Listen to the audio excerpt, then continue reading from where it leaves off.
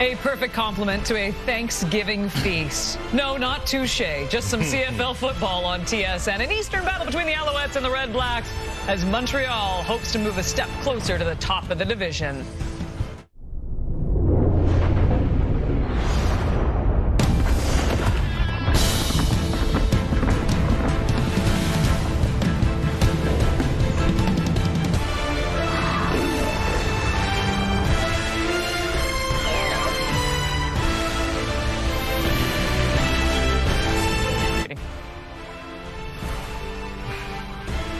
Well, how much confidence does this Alouette team have with this man in the lineup? Davis Alexander, a perfect 9-0 as a CFL starter.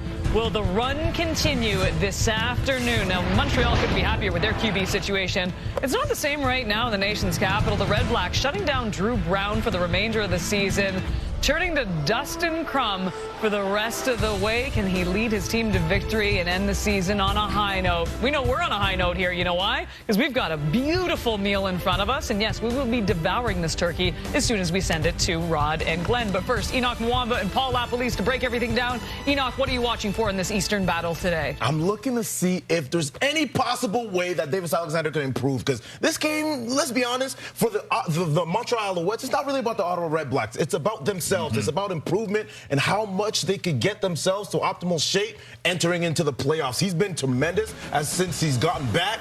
But can he improve? Because he's missed a few games. They need to be in the best place possible when they get into the playoffs, Lapo. I'm thinking about Tyrese Beverett, one of the best linebackers in the Canadian Football League. 23 defensive tackles in the last 3 games, 2 sacks, 2 forced fumbles.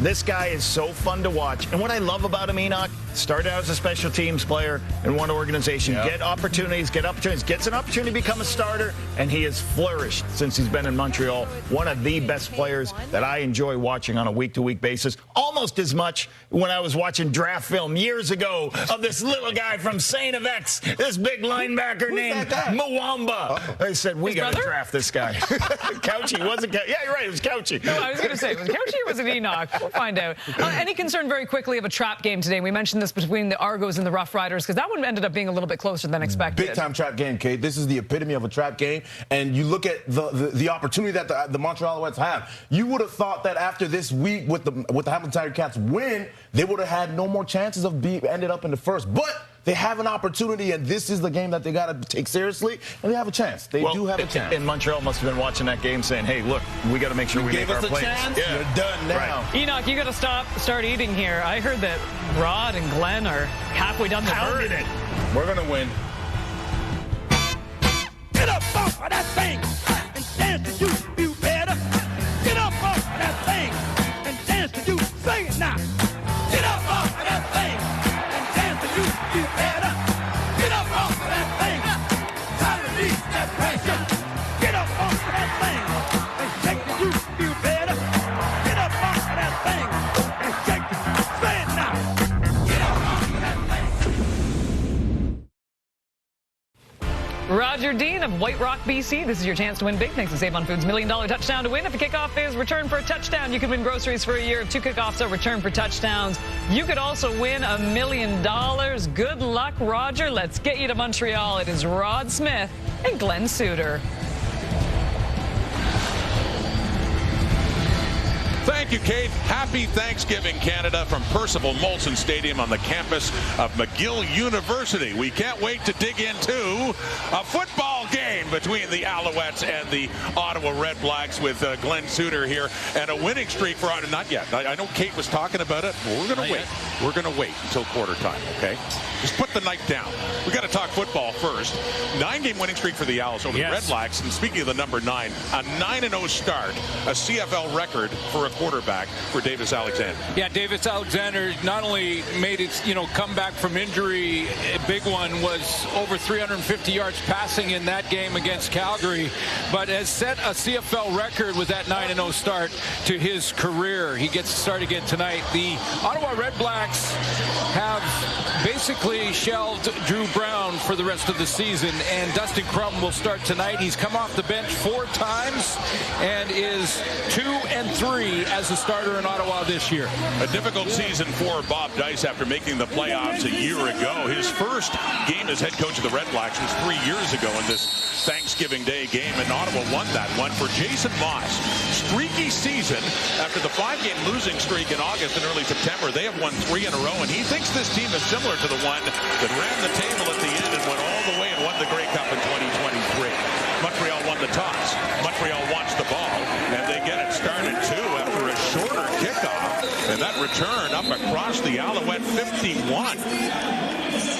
For Davis Alexander coming on 4-0 as a starter last year, filling in for Cody Fajardo. He's been hurt for part of this season, but 5-0 as his streak has been continuing. Yeah, when you look at the season, first 2 games, wins. He was the starter, got injured in the Edmonton game, missed a couple there, soft tissue injury in his hamstring, came back for the Argo game, led the team to a win there, and on late in that game in the 4th quarter, injured that hamstring again, missed a ton of games through that 5-game losing skid. Has a first down here and a good place to start close to midfield, taking the handoff to Stevie Scott, and then he throws it, completes it to Tyson Philpott. And the great Canadian receiver there has it across midfield into the Ottawa zone. Good offensive line led by Justin Lawrence up front. At center, making the calls, picking up the blitzes. It's a good, solid group in front of Davis Alexander. And Tyler Sneed, the panel talked about it in the pregame show. He's on the verge of a first, for him, 1,000-yard season. Canadian football. Yeah, keep an eye on Tyler Sneed. 20 yards shy of 1,000 for the first time in his career. His 3rd year out of East Carolina. Well, second down and short. It is Stevie Scott with his first carry. Scott had a breakout game a few weeks ago against Saskatchewan, ran for 125, and getting the load a lot more with the injury to Travis Tice and Sean Thomas Erlington. Gonna have to go here on 3rd and short. A short yardage group. Didn't quite get to the first down marker, just over the 50. And so Alexander goes out, and in comes Shea Patterson, who started his career here in Montreal and, of course, had some time with the Saskatchewan Roughriders in 23 and 24. He'll handle the short yardage duties, has for the last several weeks, coming on to the Alouettes after all the injuries they had at quarterback.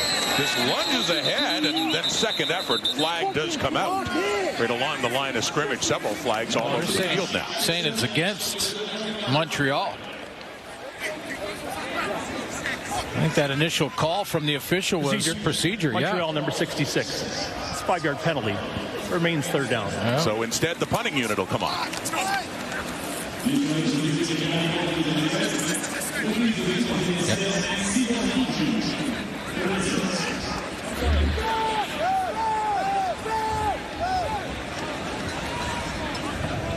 Pierre-Olivier Lestage was the guilty party on the procedure call and force Montreal to punt. Back for that punt, Darius Pickett and Khalil Pimpleton. Devontae Dedmon was supposed to return after several weeks away, but was a late scratch. Pimpleton has carried most of the load. It will be Pickett, though, who watches it hop, head into the end zone, and then makes a move for it and just takes a knee. A 58-yard punt from Joseph Zima. And we do have a point on the board in the form of a Rouge Thanksgiving Monday in Montreal.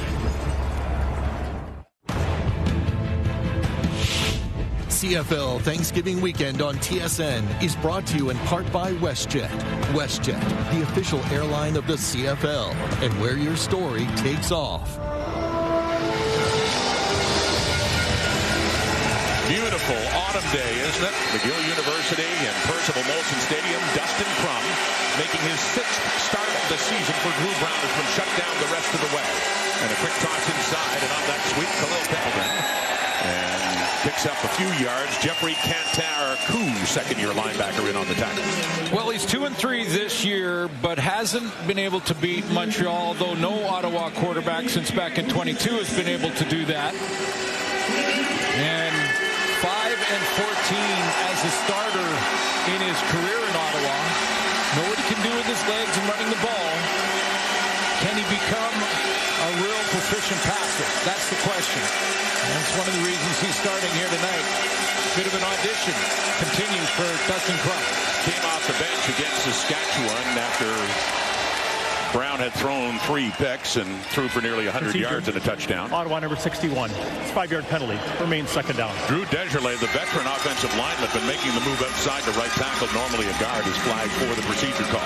Well, this is a sellout crowd, and a sellout crowd making an impact in drive 1 for the opposition. Even without those air horns anymore. Absolutely. You still hear something like that. They can get so loud here at McGill. So a second and 12 now. After the 5-yard penalty. Throwing now. Dustin Crum. Short one underneath to ex-Alouette William Stanback, who had some terrific years here before going to BC last year. This his first year with Ottawa, but not enough for a first down. Well, let's just get out of the way the motivation for Ottawa. Ottawa is out of the playoffs, but their motivation, and I'll put it to you this way: if you've ever played in a rec hockey league or whatever it is with your buddies, you do not want to let them down. I don't care what level it's at. You're out there playing your best because your buddies, your teammates are watching you. You're going to see that out of Ottawa. It is blocked. Richie Leone's punt is blocked. Marc-Antoine Ducroix has it. 10-5. What a start for the Alouettes. Touchdown, Montreal.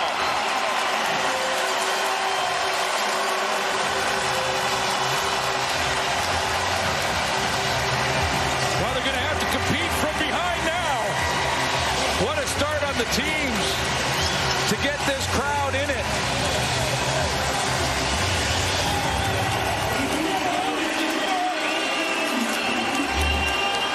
Ducroix blocks it. Ducroix scoops it and scores with it.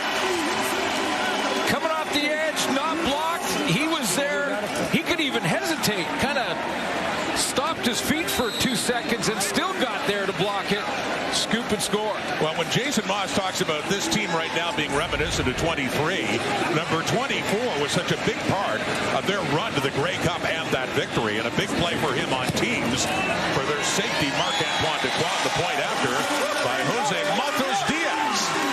Ducroix, the block, and as you say, scooped it up himself, took it in, and it's an 8-0 Alouette lead right out of the gate.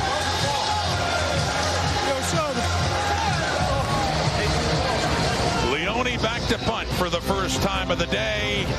Ducroix gets to it and finishes it off for the Alouette touchdown and a 20-yard return. Marc-Antoine Ducroix, there is a real technique to blocking a punt.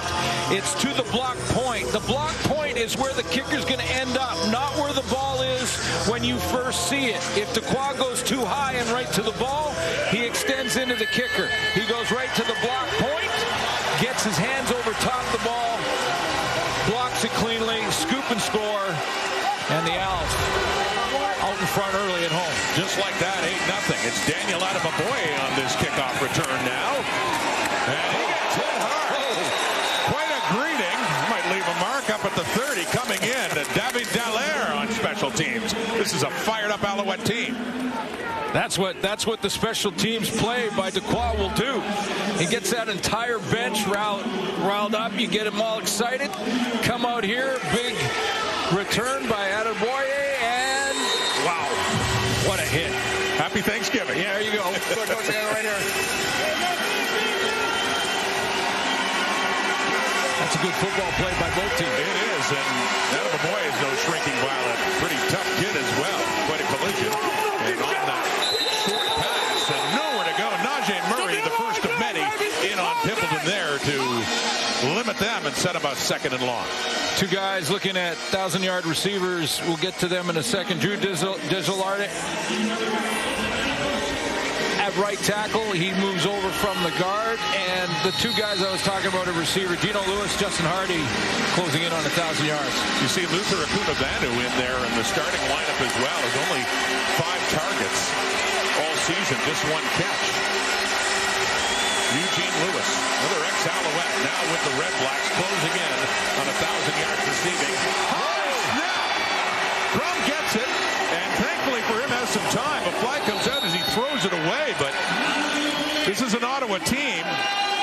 to stay in it and play hard against these Alouettes, but it's been a disastrous start so far.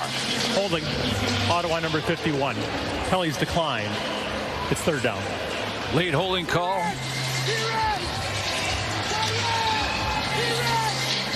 That was on Peter Godber, but three-man pressure, bad snap.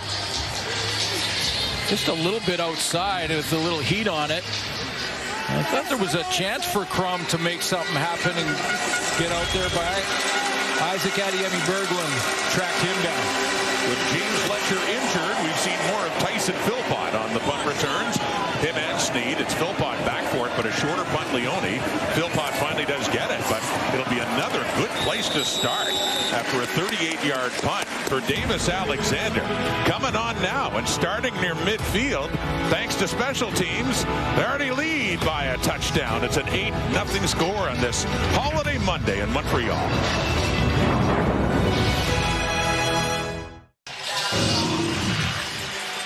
Weeks ago, Davis Alexander made his return to the Alouettes lineup and improved to 5-0 as a start of this season, 9-0 overall with a great game against the Stampeders. Yeah, came back in a big way, didn't he? At 350 yards passing. And just a different team when he's at the helm. Really has been. And working quickly, completes that one too, close to first down yardage. And the first catch of the afternoon for Austin Mack. Looks like enough to move the sticks. I mean, he's an outstanding athlete. We've seen him move around and buy time in the pocket. He can also take off and run. Although probably a little more guarded in that with his injury situation this season. But great accuracy, timing on the delivery. Process speed is there. But I think it's the intangible that is the biggest difference for Davis Alexander. That it factor that he's shown when he came off the bench against Saskatchewan a year ago. Deep look right, way downfield near the end zone for Philpott, and the coverage is there by Lockridge on the corner. Cameron Lockridge defending that well. Good play there by Philpott just to avoid the interception. Take a look at that defense for Ottawa up front. Lorenzo Malton, of course, traded to Calgary, so Mike Wakefield will play that defensive end spot. Down the stretch here, another great season for Darius Pickett, even though this team will not make the playoffs. And then in the secondary, C.J. Colton leads their team in interceptions with 3. So after taking that deep shot, it's a second down and 10 now for Alexander. The Alouettes, pressure coming. Tries to avoid it. Gets away from Apoko. Throws on the move. End zone look again, and the coverage is there. Intended for Mack, and it's C.J. Colton coming in as back-to-back deep passes by Alexander both end up falling incomplete. Third down. Yeah, C.J. Colton, first couple of games was tested, came up with an interception early in his journey and has been one of the consistent performers in that secondary. There's been a lot of change back there for Ottawa this year. Colton has been the consistent corner back there making plays. Right on that boundary corner. So it's a 3rd and 10. Jose Maltos Dios will try one now from the 54-yard line. And it is perfect. 3 more on the board for the Alouettes. Follow up the special teams touchdown. Had a great place to start. And didn't need much to get close enough for a field goal by Maltos Dios to increase the lead to 11.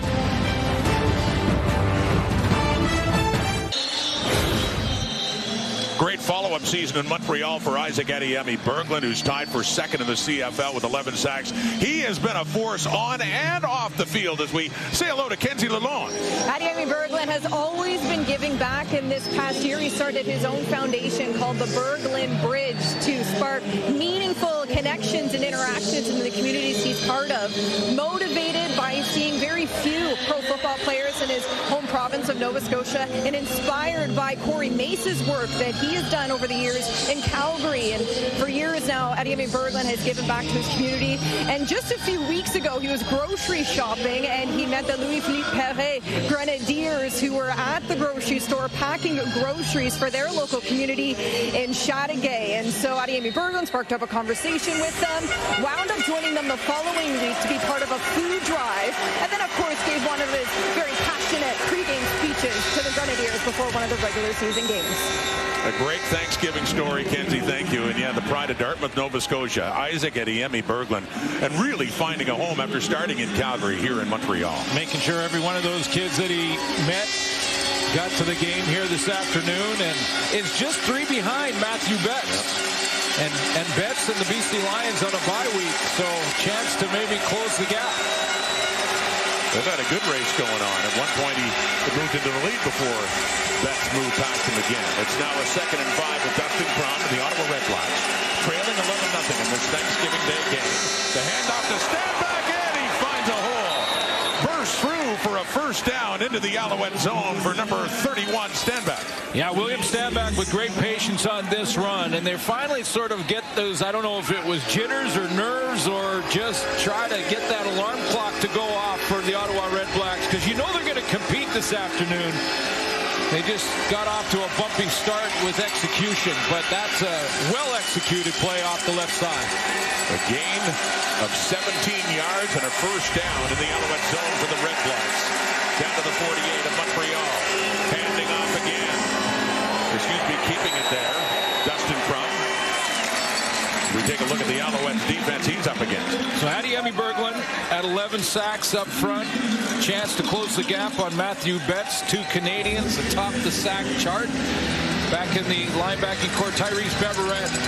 Another, as the games become more important, we get closer to the playoffs. Sankey and Beverett are going to play even better. And then should have maybe highlighted Marc-Antoine Dequoy. But Ento leads the team in interceptions. You can't highlight them all. Can't highlight them all. It's a good secondary, though. Has been gain of 3. Crum, 2nd and 7 coming up here for the Redblacks. Trying to settle down now with time. Short pass coming across. It's Stanback. Another first down. First one running. Second one receiving. It's Sankey that gives him a little escort into the advertising billboards there. But good decision by Dustin Crum. And I think Coach Lapo in the pregame show talked about Crum still auditioning. He's got a bunch of starts under his belt. 19 as a matter of fact. So we know a lot about what he can do and where he's limited. But is he going to be one of the guys for the future for this Ottawa football team? That's a good decision. And it's down to the Montreal 31 now. Stanback again. Not much doing that time. And ultimately gets maybe a yard. Dylan Wynn in the inside. And Jeffrey Cantaracu as well involved in that tackle. But I'm guessing we will see Tyree Adams a little bit for Ottawa, probably in this game, and as they finish. Bob Dice did say that expect to see him in the remaining games for sure. Yeah, and I think it's a good idea. I mean, you're out of the playoffs. You still want your team to compete. There are some personal milestones you want to hit, but start evaluating for next year. Got a 3-game lead on that. No game, Stanback, 2nd and 10 now. Crum, some heat coming in. He completes that one too. Coming back is Khalil Pimpleton, who turns it up, gets to the 20, and gets another Ottawa first down. Pimpleton's going to come back to the ball. Those extra couple of steps make such a difference because it also separates him. Lorenzo Burns out there on the corner has had a real good year. A couple of interceptions, leads the team in knockdowns. But that extra step or two back towards the line of scrimmage got him the space he needed to turn and get the first down. Significant part of the Redblacks on offense is certainly special teams with the injury to Devontae Dedmon, the combined yardage leader. Pimpleton taking a stand back and throwing it off to Marco Dubois. The big tight end, fullback, gets it inside the 5. We got a 1st and goal coming up here for the Redblacks.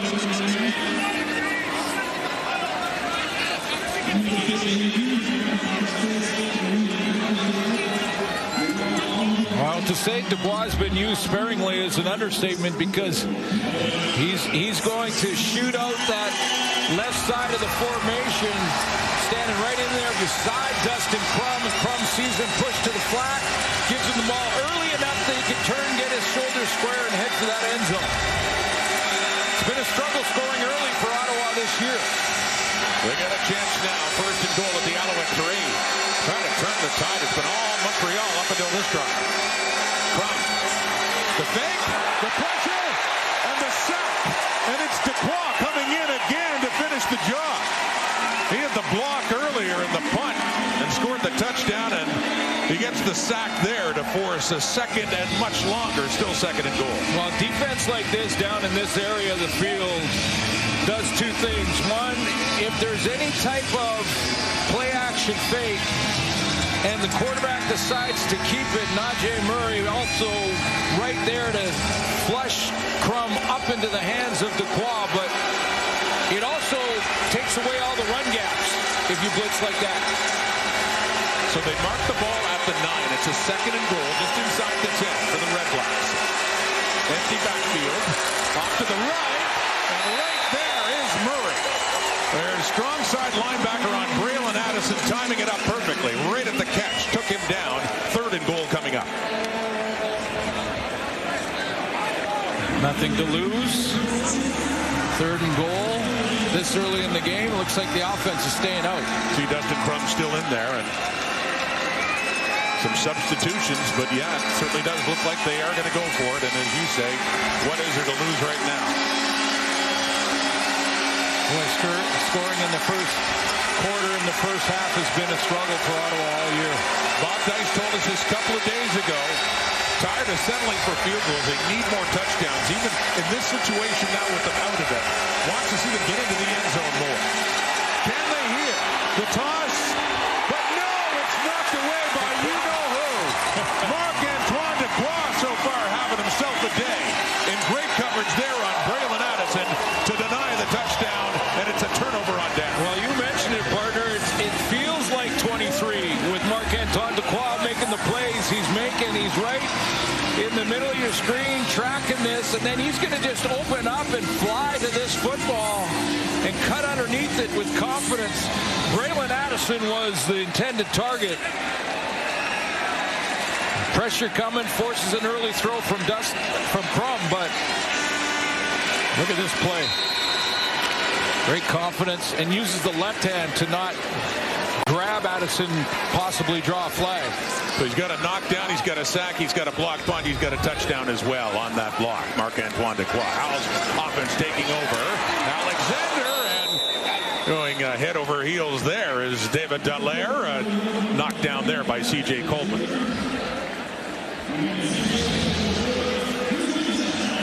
Well, I mentioned that struggle scoring in the first half and the first quarter of games for Bob Dice's crew has been one of the reasons that they've only managed 4 wins this season.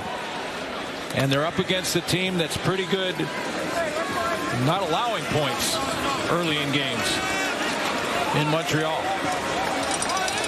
So it's a 5-yard pickup, a 2nd and 5. Alexander looking to quickly get rid of it, and finally does find Stevie Scott. Gets him underneath, and Scott is still not enough for a first down, still shy by a couple of yards, and they are deep in their zone. And this is what I mean about Ottawa competing in this game this afternoon. I mean, defensively, they're giving Davis Alexander all he can handle right now. Got the block punt for a touchdown. And no consolation, of course. Even last week, defense made some big plays, and it was a 1-score loss. They've had several of those this season. No consolation for a team that has struggled in the last few years. But one thing Bob Dice had said, this isn't about playing for pride. He likes to think his players have been playing for pride all season long. Even though they're mathematically out of it, wants them to keep going, keep working, keep making plays, and yeah, and don't lay down your teammates. I mean, and the other thing about it that time count violation, Montreal number 36. 5-yard penalty, remains third down. I think Enoch mentioned in the pregame show was that what you do on video, and every game is videoed, and what you do on it is your resume. And that doesn't change because you're out of the playoffs. The teams are going to still, scouts and coaches and players are still going to look at what you do when you're across that stripe.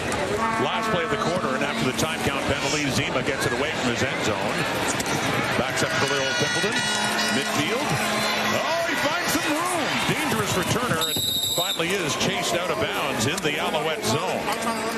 So Ottawa starts from a good place, got down to the 5, but just couldn't get it into the end zone.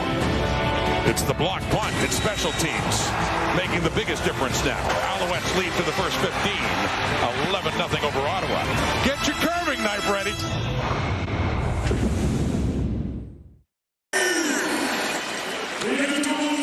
We once again hope you've enjoyed your holiday weekend. Happy Thanksgiving. Here from Montreal through a quarter, the Alouettes leading the REDBLACKS. And for us, I mean, we thought we'd give Kate and Enoch and Lapo a little bit of a head start cutting into their turkey. Now it's okay to go. By the way, this is what they gave me to carve the turkey here in Montreal a year ago. That's not a knife. This is a knife. Here, let me get this thing started. We'll get a little white meat right off the side here. Okay. Oh yeah, baby. Yeah. All right, you get that started. Thank you very much. Nice. Look at that. This is outstanding. Happy Thanksgiving across the country. I'll just get this cut up. Oh, and by the way, I know he's not on the panel right now, but we'll save that for milk. We're going to give that milk, and, you know, he can have one of these, too. I don't know what that is. So he can enjoy his Thanksgiving as well. Yeah, exactly. I don't know about Enoch and Lapo. It might be... No. Game is on again. Duck in my mouth, that one high. And a flag comes out. The intended target is Eugene Lewis with Lorenzo Burns right there on him. I think some interference here. Not sure if it was offensive or defensive. Mentioned Gino Lewis looking at another 1,000-yard season. They're picking that up, but that's great. You know, which for most guys in the league is an excellent season when you get 2,000 yards. I think for Gino, though, it's an off season. Yeah, well, he had over 1,300 his best season with Montreal, with the Alouettes, still waiting on confirmation against. Pass interference. Montreal number 20. It's an automatic first down. The PI against the Alouettes as announced by the referee, Tim Croker. Yeah, I mean, that's out on the outside, and you know, they moved him around a ton, played him in different spots. He runs the curl, deep curl there, and you see there was sort of a half tackle well before the ball arrived.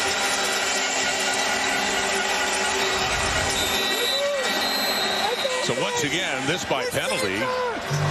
The REDBLACKS venturing down near the score zone. They got down goal to go. Another flag out.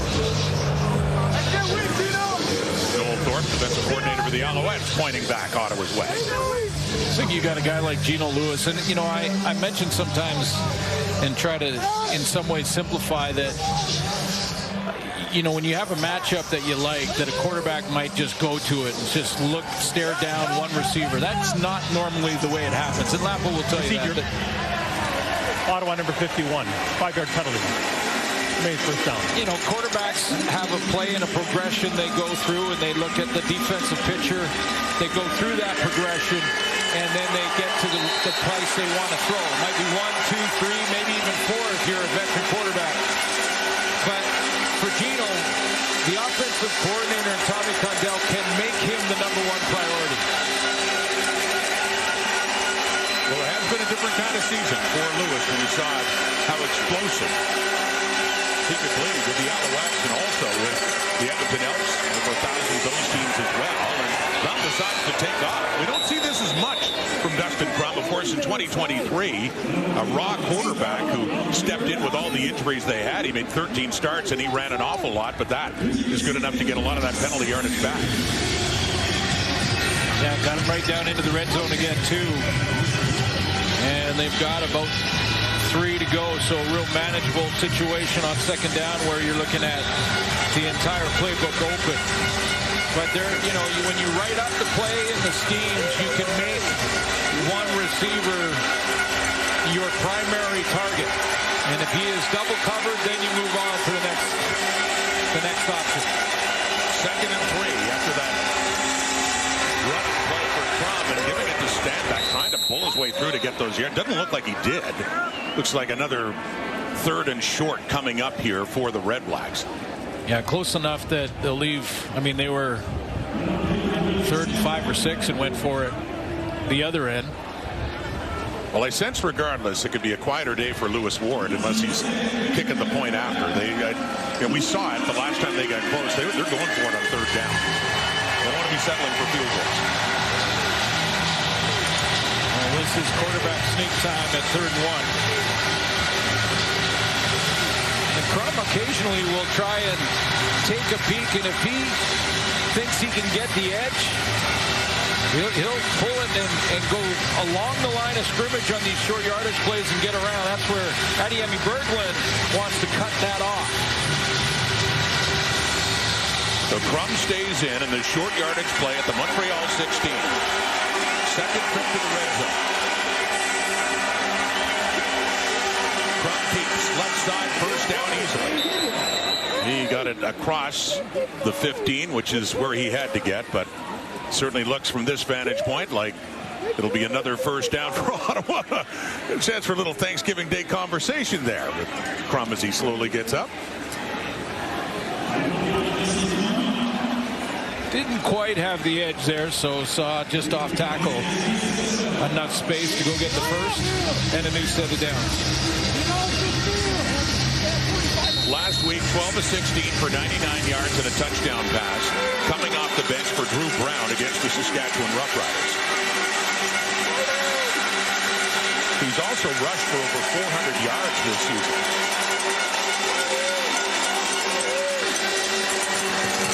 Stand back, breaks loose, left side, gets the edge, far to the pylon, and they say no touchdown, but close. Down for a first and goal again coming up. Stand back. It's like he was saying, I thought I got that to the pylon in time for a touchdown. Well, the replay center will automatically look at it. Potential scores or scores are automatically reviewed, so they're looking at it in real time. We'll see if the ball Previous does. play is under review by the replay center. There you go. They'll see if the ball does cross the plane. That looks like a touchdown. I'm not sure. I don't think his knee touched. He was in the air. The ball crosses the plane or touches that corner cone. It's ruled a touchdown. Here's a better angle at it. Well, unless with the hand going down before the ball at the pylon, I don't know if that's what they're looking at, but it sure looked like he got in.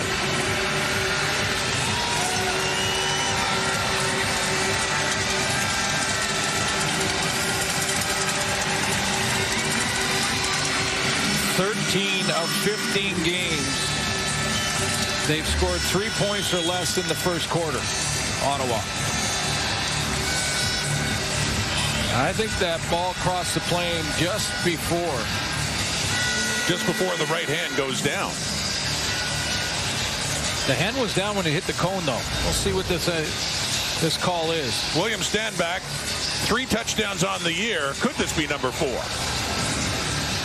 After automatic review by the replay center, prior to the ball carrier's right hand touching the sideline, the ball hit the pylon. We have a touchdown.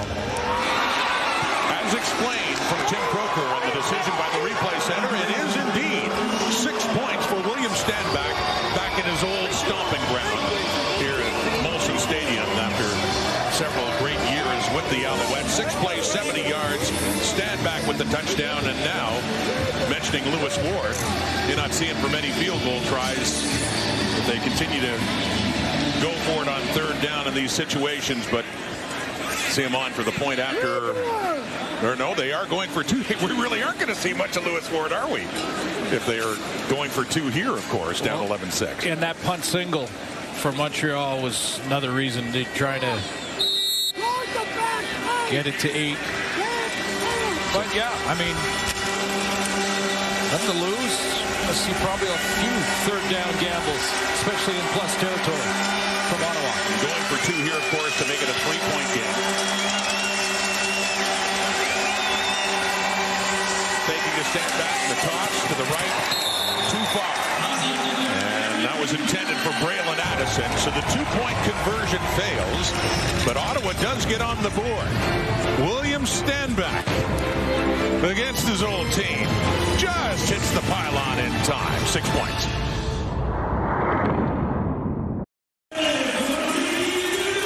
Go back to where it all began with the much anticipated new series from the world of Stephen King.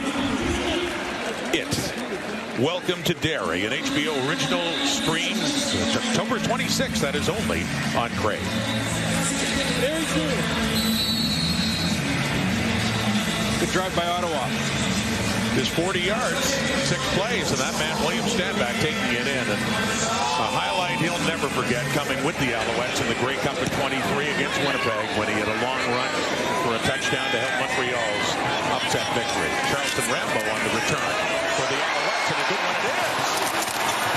Good field position for Montreal to start up near midfield on a good return for Charleston Rambo. Yeah, these special teams are so important in our league, and Pimpleton gets this drive started in real good field position with a return of his own when Montreal had to kick from deep in their own end, and then 40 yards later, a run from Crum. Little short yardage play off the left side, and then give it to William Stanback, who showed great speed getting outside to the wide side of the field and cross the plane. 39-yard return, too, for Charleston Rambo. Sets him up near midfield. Davis Alexander on that hit screen to Tyson Philpott. And he breaks loose a bit, but then is ultimately taken down there by Mark Milton in the secondary for the Red Blacks. That is the intangible, though, to me, with Davis Alexander, is just the enthusiasm he brings, the passion he brings to the game. I mean, and there's lots of guys who are excited about playing and being the starting quarterback, and they know that everyone's watching them. Whether you play on offense or the special teams, you're watching your leader, your quarterback, and how but that enthusiasm is infectious. From the Ottawa 48, Stevie Scott is the running back. And not much doing there for Stevie Scott. It'll be a second and long. Or excuse me, that was on a second and short play. Didn't need much. Gets it to the 45, so he only needed to get a couple of yards and barely didn't make it for the first down. And that first game for Stevie Scott was a big one. No one knew much about him against Saskatchewan. He had over 100 yards rushing that game. Kind of surprised everybody, but we've got the scouting report on him now. Perseverance on the practice roster last year, failing to make the Alouette squad. A toss underneath and hit right away. There's Dallaire with another catch for the fullbacks, getting it down to around the 40.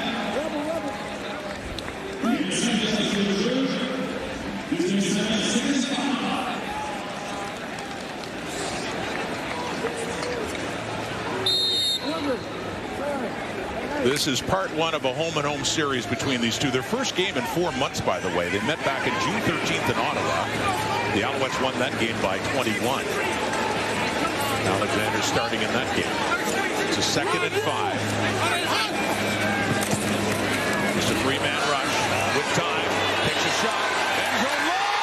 Really a beautiful catch for Tyler Sneed. Adrian Fry was right there with him. Sneed, well, he got his hands on it.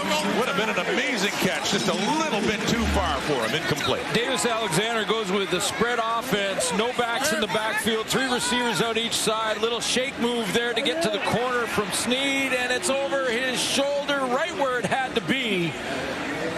Or else Adrian Fry has a crack at it, because that's pretty good coverage. Davis Alexander gives this receiver a chance. Just can't reel it in. Just that close for Tyler Sneed, their leading receiver coming in, needing 20 yards heading into this game to reach 1,000 on the year. Jose Maltos has already hit one from 54. This is a 48-yard try. See if he can add 3 more on the board for the Alouettes. And Maltos does. Alouettes settle for 3 that time. They were so close. Sneed to another touchdown. Disappointment for Bob Dice. His team won't be in the playoffs, but he feels they still have something to play for. Let's go back to Kenzie. Yeah, still goals for each one of the units here for the Red Blacks. Bob Dice saying this week when it comes to the offense, he just wants to see them finish. So I'm not surprised that they went for the 3rd down earlier on in this game. He wants...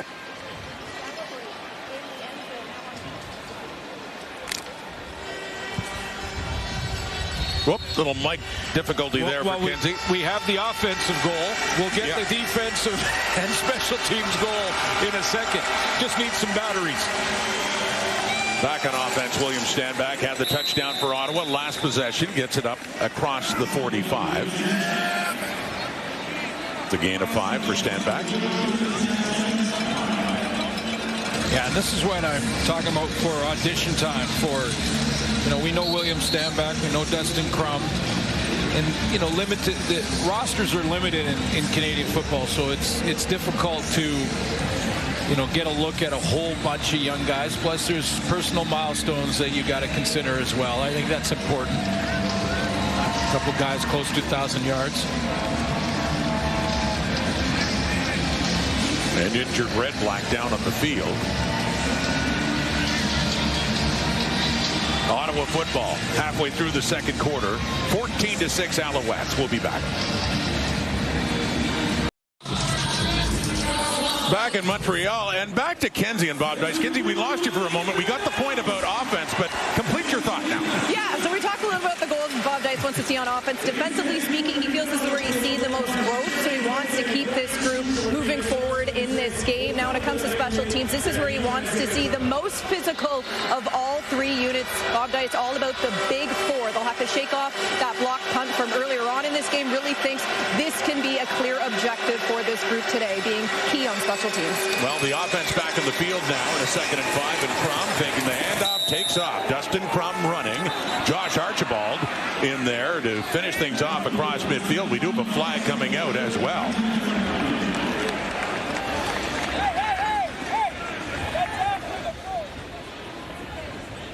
Would be enough for a first down pending the flag, though. Going against the Red Blacks by the looks of things. Ottawa is sort of middle of the pack After this yards season. are gained, holding. Ottawa number 2. 10-yard penalty. First down. That's down the field. They're wondering if it's after, first down. So it's after first down gained. After the yards were gained. First down Red Blacks. Down 8 points again after the Maltos Diaz field goal. But their offense has shown an ability to move the football in a couple of big drives.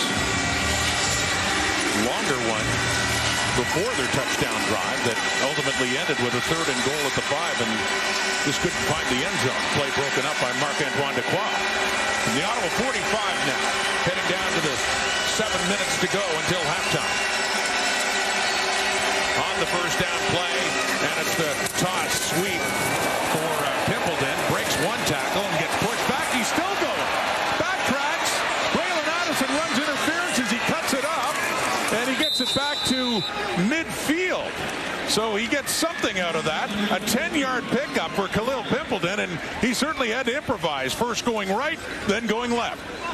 Yeah, and I loved how when he reverses his field and goes the opposite direction, there's the little forward pitch, and now he's reversing his field, and big block by Hardy to take Sankey out of it, and then everybody trying to get in the way, not blocking, but just trying to get in the way of the pursuit angles from Montreal's defense.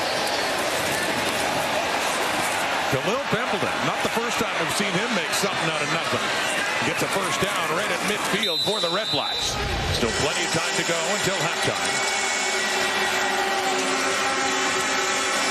Settles, throws it, completes it to Stanback, who's had a good first half. William Stanback down to the Montreal 40. A good check down there for Crum and a first down for Ottawa. Well, it's a good decision because of a couple things he sees. There's the safety in Dequoy. He's dropping deep. He knows his back is coming out of the backfield in William Stanback. He's just going to check for the blitz on the outside. Little chip block there, and now he's got some space. So real good decision by Crum to hit that back out of the backfield. William Stanback has 44 yards rushing, and he also has 21 yards receiving so far in this game. The touchdown, of course, as well. So rolling out to the right, Mustafa Johnson in pursuit, gets rid of it. It is low for Keelan White. For the rookie, Kavion Ento is there with him as it falls incomplete.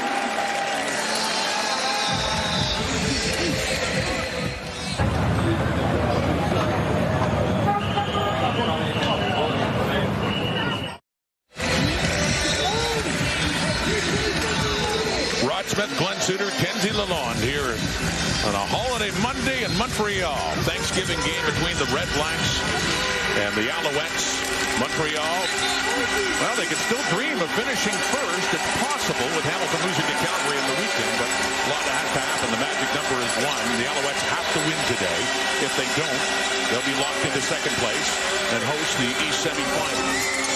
That's Keelan White. So Crum goes right back to him on that second down play. Shy of a first, they had to get down to the 29. Been watching that Ottawa offensive line. They've had to make some changes up front. Move Sam Carson over to guard and Drew Desjardins to tackle.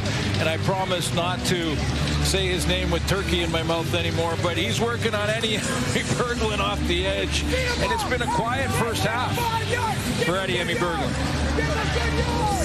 11 sacks on the season. And they've been keeping him away from Dustin Crum so far. Well, we are seeing Lewis Ward coming up now, Suits, for a field goal try on this 3rd and 3. 32, a 41. He puts it down just inside to the 40, Lewis Ward. And 3 more on the board. Good job. Well, recently, the CFL released the names of the nominees for the Jake Godar Veterans Award, recognizing a Canadian CFL player who best demonstrates the attributes of Canada's veterans: strength, perseverance, courage, comradeship, and contribution to Canadian community. Yeah, and I'm a little biased in this one because I've been involved with it for a lot of years, but I really believe one of the most prestigious, if not the most prestigious award to win on awards night is the Jack Godar Award, because our veterans so important, especially now, today's climate in the world. And thank you very much for your service to all our men and women in the armed forces. And that's caught by Philpott. Named, of course, after Jake Godar, the former commissioner of the CFL. Yep. And, of course, remembered, too, for his service in the military for Canada. And how about some of the names on that list this year? Just outstanding nominees. Jeffrey Canton-Arcou here, I think, is a starter in the league. He's a rotation player in Montreal because of their personnel, but he's a starter. 1,000-yard receiver in Keandre Smith. You've got that's Grady Oliveira, who is still saving puppies. Yeah. And as mentioned, I mean, we talk about their on-field accomplishments, and rightfully so, but this one is about so much more, which makes it special. Everything they do off the field as well, and the kind of attitude that they have when they do play the game. Yeah, and all the work they do in the community, and we probably don't talk about it enough, about how much CFL football players are in the communities and helping youth. And, well, we saw Kenzie talked about it with Eddie Berglund, and just spontaneously bringing an entire football team to the game. On that 2nd and 2, and throw it, deep, got him inside the 5, and then reaching for the end zone. Touchdown, Austin Mack. He was down, he wasn't touched, lunged it across for 6 more points for the Alouettes.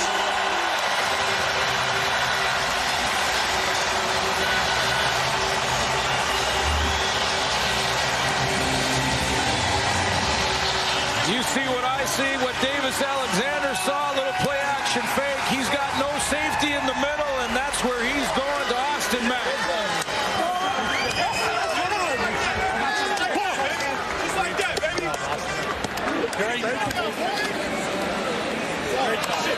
No touchdown by contact, and stretches across. Heads up play while he's down, Austin Mack, and that is for his first touchdown of the season. And what a time to get it to late in the first half. Under 3 minutes to go. Maltos Diaz with the point after. And the Alouettes open up a 21-9 lead. Davis Alexander. Downfield, finds his receiver, Mack open, who lunges across for the touchdown. Coming up at halftime, Enoch will give love to the Montreal defense. Lapo will give love to William Stanback. But most importantly, we are absolutely destroying Rod and Glenn in the turkey-eating contest. Down to the bones, gentlemen. Good job, bones. Rennie. Gotta catch up. It's all you, Rennie. Can't talk with your mouth full, Kate. You guys are busy at halftime. I certainly have tried, but We're going to have some time at the half to catch up with you. We shall see. Still plenty of time. I'm still carving over here. You still are. We're getting ready for halftime in a different sort of way, Kate Burnett. It's a difficult job to do when you're eating turkey at the same time. So try to pace ourselves here. You'll be carving it up at halftime. Here's Khalil Templeton. And up across the 36 now after that touchdown pass from Davis Alexander to Austin Mack. 47 yards as he lunged across. And yeah, Mack, remember him in his first year out of Ohio State with the Alouettes in 2023 and a big part of their run to a Grey Cup title. Yeah, and it's been an up and down season for Austin Mack, on and off the injured list. And that's probably one of the reasons he secured that catch the way he did on the deep ball. I mean, that wasn't a nonchalant grab it and walk in. That was, I'm going to make sure I hang on to this thing, goes down and then stretches across the goal line. I remember a certain one-handed catch in the Grey Cup a couple of years ago from Cody Fajardo. Ottawa football again. The fake and then off to Keelan White. Nice catch and a turnaround to pick up a few more yards to set up a second and short. Still 2.5 minutes to go till halftime. See if the Red Blacks can work it closer again. This is a really good catch, and Keelan White has had an excellent season. Rookie year for Keelan White. You know, and the first thing for him is to prove that he can be reliable. He can be trusted by the coaching staff. He can be trusted by a starting quarterback. He has done that this season.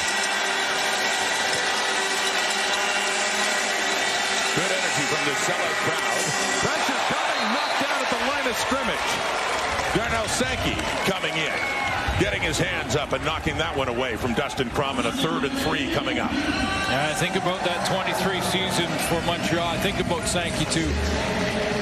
And, you know, just a guy who is going to be the guy who gives that pregame speech in a key time. Now, he's not blocked there. A little bit of a delayed blitz. Offensive line not quite picking up that blitz, but they've got some jump in their step on defense for sure. They never lost a game in 23 after they added Sankey to the lineup. They're on a run of 8 straight wins. So they punt. Eno Benjamin started the Calgary Stampeders and then went over to Montreal with the injuries they've had, and he's on the return after a 56-yard punt by Richie Leone. 2 minutes to go in the half. You know, and better not go to sleep on Davis Alexander. I don't think he's going to be getting conservative all of a sudden with this lead going in at halftime. See his numbers so far, and impressive numbers against Calgary 2 weeks ago. Big time, career high. Yeah. So, I mean, going 14-56 going in and 7 touchdowns, 3 picks. But, of course, this is only his 6th start of the season because of injuries. Throwing there, completing again, Tyson Philpott. And it is Lockridge, Cameron Lockridge on him right after the catch. 1:54 till halftime. Yeah, not handing the ball off on first down. We're gonna throw the wide side out. Step into this throw, tight spiral, on time to Philpott. Almost impossible to cover for Lockridge. He went over 700 yards receiving earlier in this game on his first reception. 2nd and 4. 139 and counting. Alexander. He finds his spot. And that's Austin Mack again. Last catch he had was for a touchdown, and he gets that one outside the 40 and a first down, Montreal. Yeah, and for Austin Mack now, this is a more confident catch. You know, and again, even if you're a star football player, and that's what Mack is for sure, if you've had one of those seasons where it's been up and down, on and off the injured list, confidence is a factor. From the Alouette 41 now. Under 1.5 to go. Alexander. Cole Speaker is a name we haven't said in the afternoon with his first catch. Speaker, another one of the veteran receivers, who's a big part of their championship run a couple of years ago. Hey, his first game back was that Calgary game as well. Had 81 yards in that one and caught all his targets. Just needing a yard and getting more than that, and a big hit coming in. DeAndre Lamont, and a flag comes out too, and a late pop. So what the flag is, but I didn't hear a whistle when Lamont came down.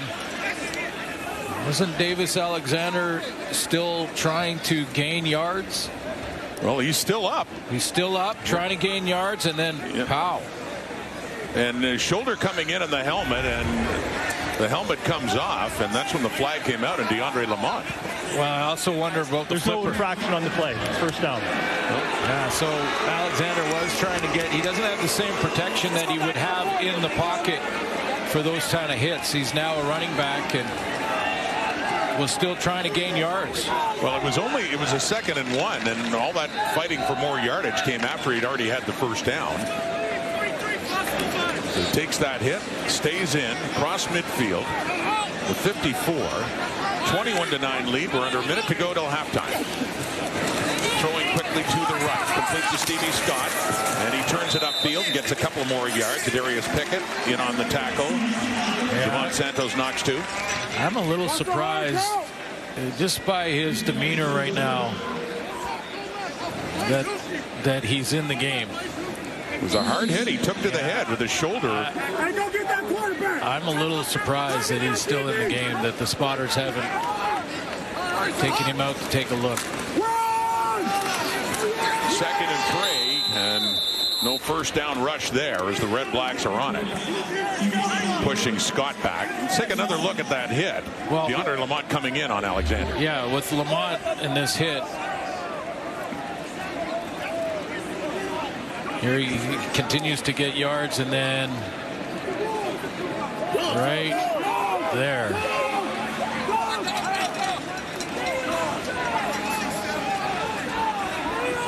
And just in between plays, he's still trying to gather himself. And timeout. I think they're going to take him out now.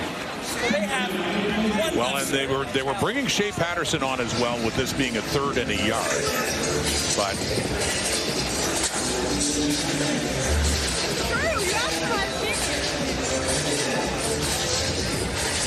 and this was after the hit, and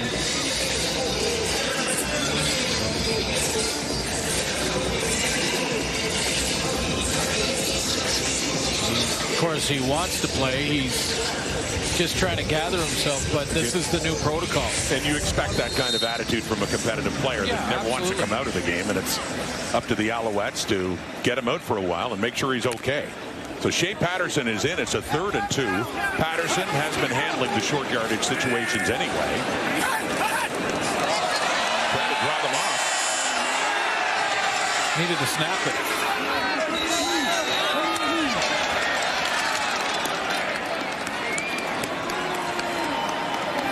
That's 10 yards, okay, sir? That's 10 yards. Time count violation. Montreal number 7. It's a 10-yard penalty. Remains third down. So Justin Lawrence just didn't, in his peripheral vision, see that the edge player for Ottawa jumped and was in the neutral zone because he needed to snap it right then. He would have got the deliberate draw offside. They'd have been in the range of a long field goal try by Maltos Diaz, who's 7 for 8 from 50 plus. I mean, distance not really a problem for him. Instead, though, the penalty pushes him back. Joseph Zima to punt it away, standing at his 40. Just a half a minute to go until halftime now. And Ottawa to get the ball back. Hello, Pimpleton settles just inside the 15 and works it up just shy of the 20 after a 42-yard punt by Zima. 27 seconds to go until halftime. The Alouettes leading it by 12 points, 21-9. Alouettes, if they sweep this game, beat Winnipeg, chance for first in the division.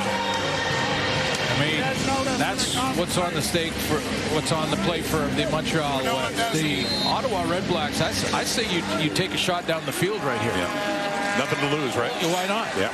You know, down by a couple scores and take a shot. Maybe you get a PI. You say get 2 more plays. Well, not much on that one. Meanwhile, wondering if the tryptophan's kicking in for our 3 friends back in the studio, Kate, Enoch, and Lapo. Yeah, if they've been as active devouring turkey as they claim they have been, well, we shall see. I've been looking at that big slab of white meat that you've left over on your counter right here beside me. Yeah, I'm saving it. I am saving it. If you don't claim that pretty soon, I'm going to reach over and grab it. As soon as we go to halftime, we're on different schedules from that.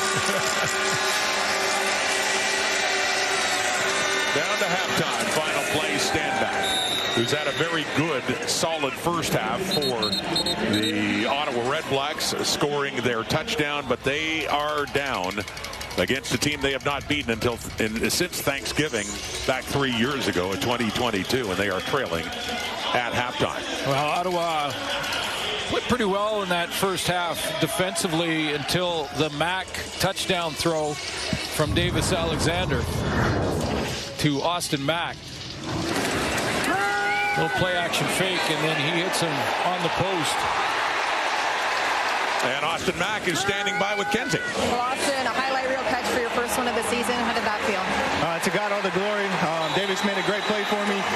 Just thankful to be here, man, and just to make it an opportunity, honestly. Challenging sight to see Davis go down the tunnel. We'll see what happens here. How do you keep this pace going for the rest of this game? 10 will be good. At the end of the day, we got to make sure we keep doing what we do. Energy, toughness, come out here, finish this game. Great, have fun. All right, thank you. Kate in the panel, over to you.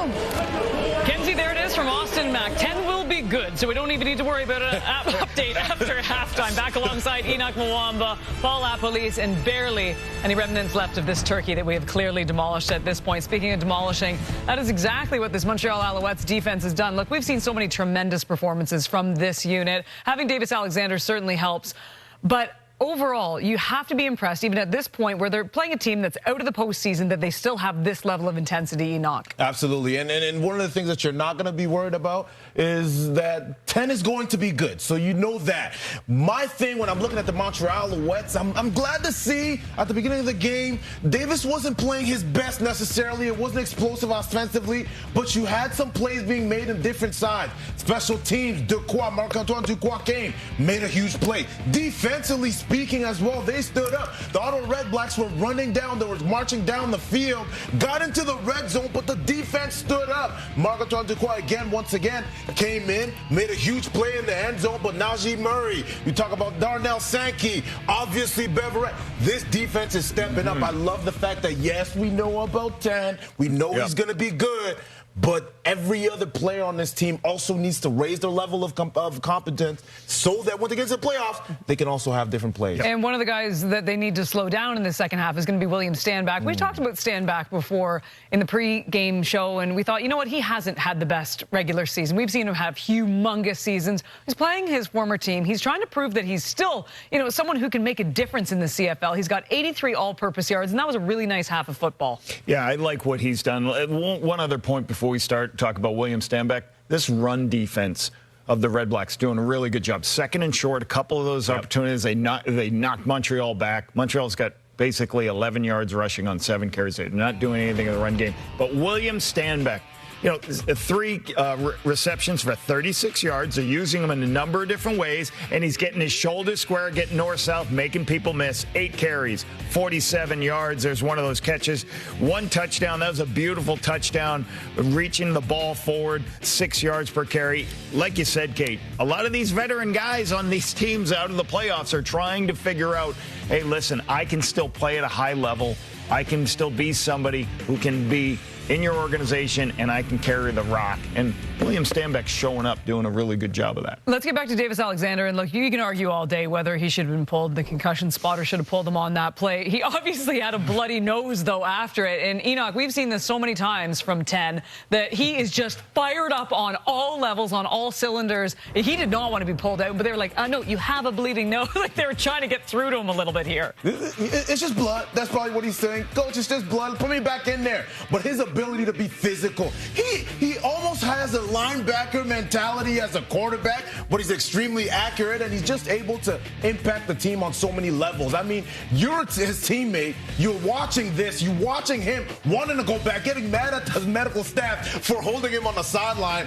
You can't stand there and say, man, you can't have a soft approach to the game. You want to go out there. You want to make plays. place for a guy like this. Yeah, and hats off to the medical staff and recognizing and the coaches getting them off the field so they can evaluate and go. And everyone talks about how everybody loves Davis Alexander in that building and want to play for him, and that's why they moved on from other people. It's because of plays like that. Agreed. When other players see you laying it on the line for your teammates every single play, that energizes everybody and say, I want to follow that individual. That's my alpha male leader. And that's what he does a great job. I give kudos to the medical staff, too. They're like, we're totally great with your energy, but just let us take care of the blood, and then you can get back out there. 21-9, much more coming up right after this.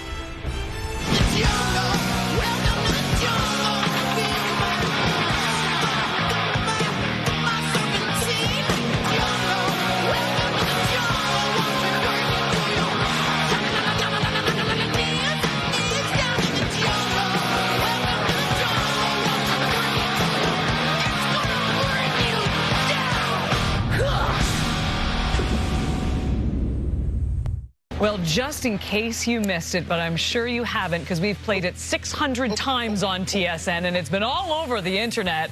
Ontario Wilson, that is the play of the year. The way he kept that ball in play and then had the awareness to grab it and get underneath it. I mean, I don't see how that doesn't win play of the year. I personally don't. I know we've had some great stuff, and you're going to argue it right now, but for me, that is number one. That was an amazing play. Is that the play of the year? Yes. What do you think? The answer's yes. All right, I'll go with a different one. I got a different one. All right, we ready? Ready. Kenny Lawler. Of course, it's Kenny Lawler. Week 6, totally perpendicular to the ground, kind of backwards to the football, goes up and makes this 44-yard touchdown in Ottawa. Week 6, 23-20 win. Look at this play. Over C.J. Colton, finds it, carries it, brings it to the ground. Well, somebody all over him. That's my play of the year so far. You probably had some options, too, with Kenny Lawler, but I'm going to go with a defensive player. Let's go to week 8. Of course you are. BC Lions versus Ticats. Bo Levi Mitchell launches it up to Larry Orange. And guess who shows up? Robert Carter Jr. I mean, have you ever seen anything better than this? Oh, well, he has done something similar in the past, and he does it again this year. I don't know if you could ever top this. Ontario Wilson, that was a great catch. It was great focus, but he didn't have to tip it at all. One time, one hand, and he was good. I think he's the best. I don't know now. I'm changing. No, you can't. You can't do that. I'm going Carter, Come too. on. No one's taking Pokey. No one's taking Pokey Wilson. No one. Sorry, No, Kenny. I'm sticking with my choice. One-hander. It's an amazing play. No juggling. I think I win. You know what? Let's take a vote. Let's take a vote at home. Write us in. You let us know. We're going to do a fun straight fire. We should at the end of the year and make sure we know who's number one. It's Pokey Wilson. I think I get the final vote anyways. Meanwhile, in Ottawa. Jr. Ottawa taking on Montreal. We'll get you back to Montreal. We've got a 21-9 football game. Back to Glenn Suter and Rod after this. Halftime Thanksgiving Monday in Montreal. The Alouettes leading 21-9. A look at your WestJet halftime stats. And for Ottawa, some encouragement on offense, the ability to move the football, and they ultimately got a touchdown as well from William Stanback with a productive first half, and standing by now with Kenzie. Well, and speaking with head coach Bob Dice this week, he said he wanted to see this offense finish, score some points in the red zone. How does your touchdown help to fuel this offense moving forward? Just trying to bring a spark to the guys up front, building that confidence, in each one of us. Just trying to get it going so we can punch it in the end zone and come away with a win. Next time you're in the red zone, any adjustments you want to see as a group? Just keep sticking to our game plan, punch them in the mouth as much as we can, just wear them down as a defense and execute at a high level. That's all we got to do to come away with the win. Best of luck. Yes, thank you so much. Well, it wasn't a punch to the mouth of Davis Alexander, but he was hit pretty hard. Oh, yeah. And had to leave the game. I thought you were going to go down the road with William Stanback. Not surprising at all that a tailback uses two things he says there. Punch him in the mouth and keep grinding, keep pushing, I mean, that's what tailbacks think. Just keep wearing them down. I was going to say, and that certainly defined the career of William Stanback. So you saw Davis Alexander there, the kickoff. A live ball. It is recovered by the Alouettes. Just drilled by Maltos to hit a member of the Ottawa REDBLACKS and bounced right back the Alouettes' way. Just like they scripted it, right? Nate Boschman, the rookie, back in in the lineup for Montreal. Well, this could be scripted. This is oftentimes the coaching staff looking at enough video and seeing a tell from the Ottawa front line on the kick return team that maybe they're turning and bailing too quickly. Like, are they turning too quickly? If they turn just before the ball is kicked, and they do, that's why. That's something that the coaches spot early.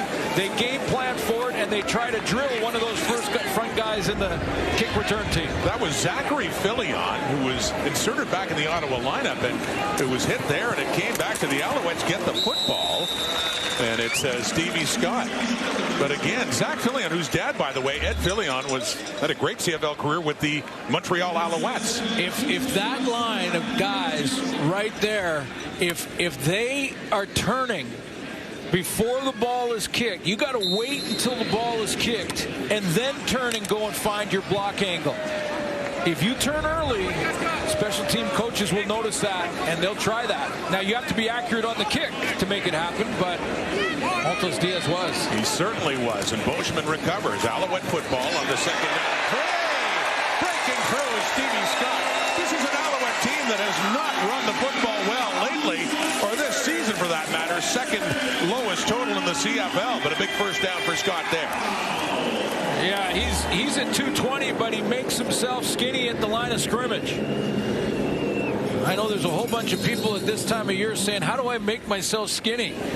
But he does there to jump through that line of scrimmage and then get into the secondary. Gain of 17 yards for Stevie Scott. 3 carries for 5 yards in the first half across midfield. Faking to him, throwing quickly, and it is caught, and it's inside the 45. It's Austin Mack who had a touchdown in the first half and a 47-yarder. So Davis Alexander is back in the starting lineup for the second half. Wondered if the spotters, I'm sure they looked at him and assessed him at halftime after taking that big hit in short yardage. From DeAndre Lamont, his helmet came off and he had a bloody nose or mouth. Wasn't happy at all about being removed. 2nd and 2 and throwing here. It is caught, another first down. And it was back to Mack again. Let's have another look at what happened late in the first half on that running play by Davis Alexander. Yeah, DeAndre Lamont's coming down to help out because Alexander keeps fighting for extra yards. He had the first down already before he took the hit. But because he kept fighting, he was being pushed by Scott, the tailback, from behind. And then there was blood coming out, and he was unhappy about having to leave the game, of course. But back in now for Montreal on a first down. Play action pass. Buys himself some time. Pressure coming and just has to throw it away. Which he does towards the Red Blacks bench on that first down play. Flag coming out. Had to get the ball back to the line of scrimmage for it to not be grounding. Yeah, across the line of scrimmage to not be grounding. You don't need a receiver near it if it does cross the line of scrimmage. If it doesn't, there has to be a receiver close. So wait word from the referee, Tim Croker, here. What looks like grounding. Intentional grounding. Montreal number 10. It's a loss of down. 2nd down. Yeah, so basically the rule is you can throw it away without a receiver. There's the line of scrimmage right there, right at the 35. And as Alexander retreats here, there's got to be a receiver in the area if it's not going to cross the line of scrimmage. It clearly doesn't. Goes out of bounds around 40-ish. And no receiver close enough. So keeping it underneath on a 2nd and 29. They lost 19 and the down and the grounding. Getting in some of it back. That's Tyler Sneed. Mentioned coming in 20 shy of reaching 1,000 on the season, but not nearly enough. 3rd down coming up, but they do get it close enough to get it into the range of Jose Maltos Diaz. Just watching Davis Alexander very closely. Looks like he'll be okay. So it does look like they're punting. It would take about in the low 50s, about a 51-yard try, but instead they got Joseph Zima out to punt the football. Bit of a wind in their face too right now.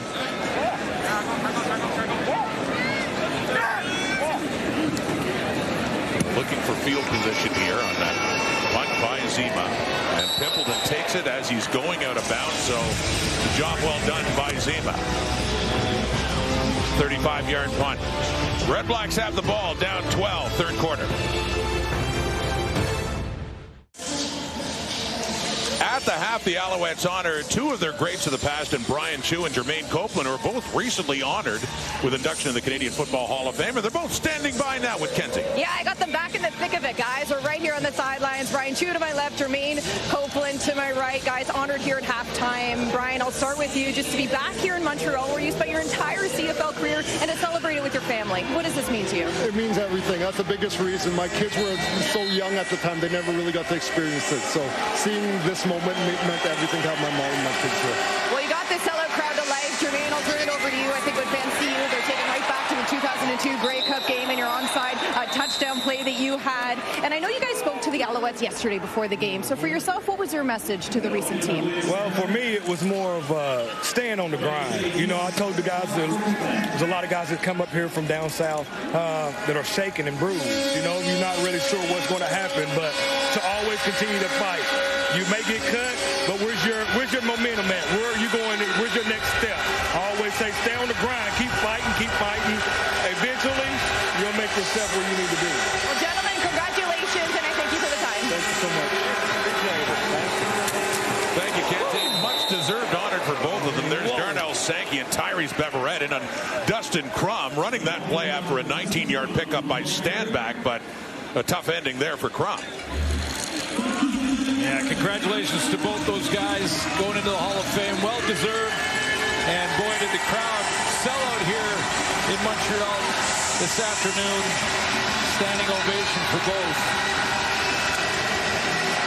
And you know, I think maybe their presence and their pregame speeches is helping, but they got to kind of contain. They've got to start containing Standback. Second down after the 6-yard pickup. Throwing and caught two. Flags coming out. That'd be enough at midfield for a first down by Ottawa.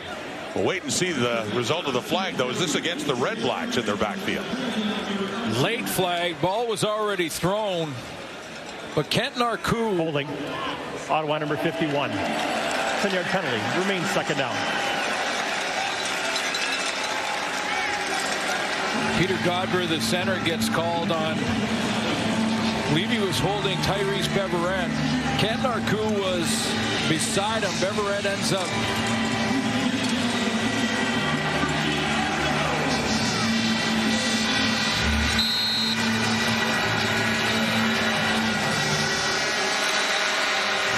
It's not immediately. It's right there. Beverette comes on a stunt. You can see him grab his shoulder pads and turn him around. So it takes him back to a second and long for Crum. Trying to find a receiver. Still can't. He's running around. Being chased down by Sankey, who gets it. Good play in the open field by the veteran middle linebacker of the Alouettes, Darnell Sankey, who's forced Ottawa to punt.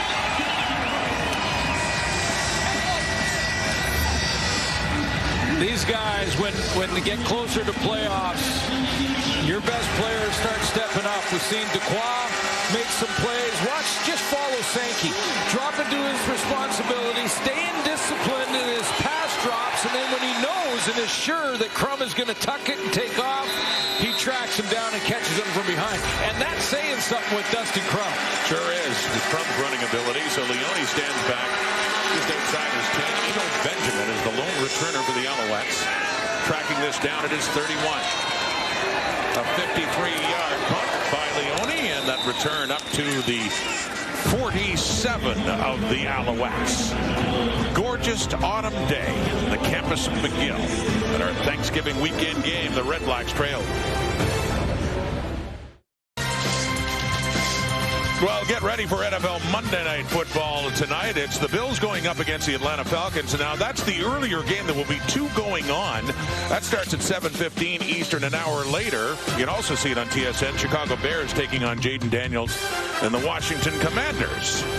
Two games, Monday Night Football tonight on TSN. Great day for football. Always the Thanksgiving Day game with the REDBLACKS and the Montreal Alouettes here. The tradition on the Thanksgiving Monday. Stevie Scott with the ball. A penalty on the return, pushing the Alouettes much further back to start this drive. Well, you mentioned in the first half, the Montreal Alouettes, if they want to shore something up going into the playoff run, it's probably their run game on offense. And just get a little more consistency out of that. You know, averaging just shy of 90 yards a game. That's 8th in the league running the football. I'm sure Jason Moss would like to see a little more production out of that run game, more consistent basis. 2nd and 9. Over the middle, deeper shot to Cole Speaker. His biggest catch of the afternoon. Takes the hit from Lamont. But as a first down to get the Alouettes all the way up closer to midfield around their 50 and 28 yards. Lamont's playing down the hash mark, and Speaker's coming from the backside. And as Davis Alexander watches Lamont's drop and sees that he's on a half-field type of drop, then the middle's got to be open. Very similar to the Austin Mack touchdown throw. Just the second catch of the afternoon for Cole Speaker, up at the 50 now. 12-point lead, Alouettes. Play action fake to Scott. And with time and throwing it over to Tyson Philpott. A nice move to get around a tackle and get it up.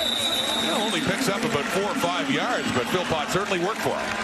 5 yards, but it was a fun 5. It was. That was a fun 5 to watch. Well, Philpott puts that right foot in the ground, and then that's a tough one. Just Colton just like hanging on.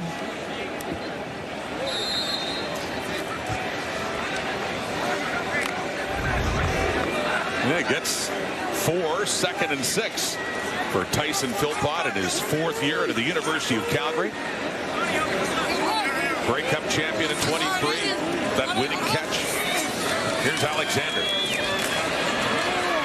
Backpedals. Still being chased. Gets rid of it. And it is caught too by Tyler Snead.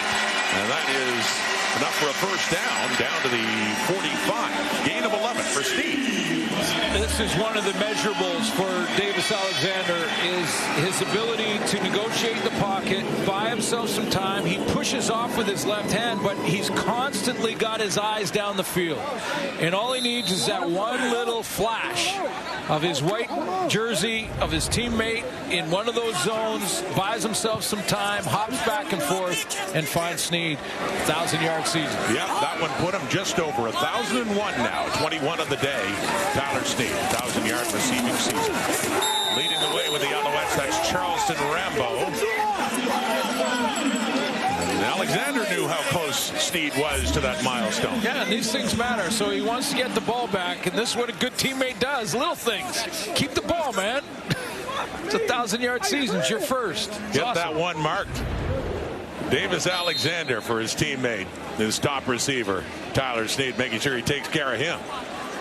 I love it, man. That's being a great teammate. I know that doesn't seem like a big thing, but that's cool. That's one for his trophy case. Cool, yeah. Tyler Snead. Here we go on a 2nd and 4 underneath. And trying to one-handed his Snead in behind. He was coming across a bit behind him, so couldn't add on to his yardage total there. Yeah, got a little casual on it, that's all. Just a little crossing route. Could have reached back with both hands, probably secured the catch. Likely would have been tackled right there. It's just a quick crossing route from the inside on a little bit of a delay, and he thought he'd just kind of tuck it under his arm.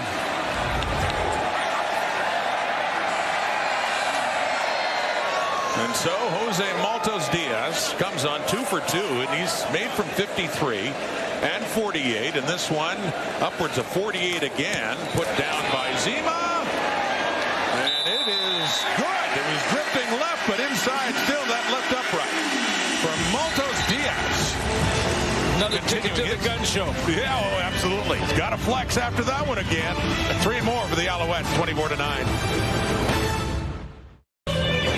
Team Canada's road to the 2026 World Cup will continue tomorrow. It's a friendly between Colombia and Canada. Coverage getting underway at 7:30 Eastern, 4:30 Pacific time, right here on TSN. It's a friendly. I thought all soccer games were cup games. That's what I keep hearing. Just a friendly. Yeah, okay. Big year coming up. It certainly soccer is. In our country. World Cup coming to Canada. Exciting time. That sport in this country. Ottawa 40 now. Flag out for Crum. Couldn't find a receiver. He takes off again and just barely gets rid of it. With Cantar coming in and Beverett as well. It just rolls out of bounds. But coverage pressure really on Crum, who had some time and just couldn't find anybody. Yeah, that's a coverage sack, or coverage was the main reason for the play being made by the defense. I'm a little surprised we haven't seen Tyree Adams at this point in the game. I mean, a team that's out of the playoffs, yeah, you still want to win, but you want to see if you can win with number 7. See if you can win with Adams.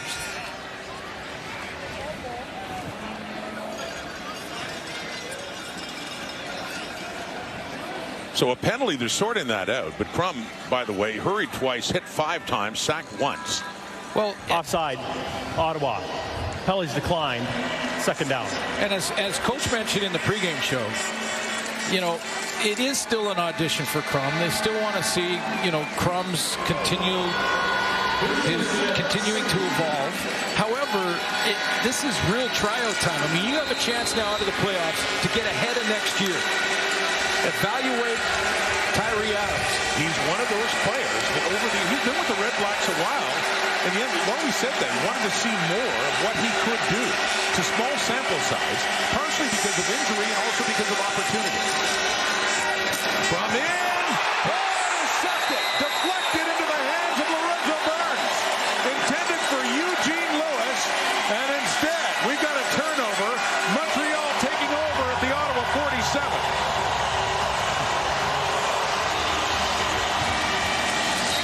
Lorenzo Burns with his 3rd pick of the season. And a flag is out. Alertly coming in on the deflection.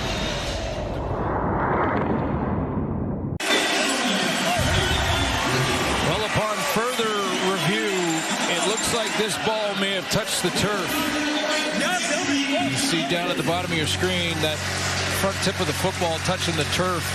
So won't be an interception from Lorenzo Burns. But another big play by Antoine Dequoy, who jumps it and gets the tip. Gino Lewis trying to come back on that curl. Dequoy beats him to the football, tips it up to his teammate.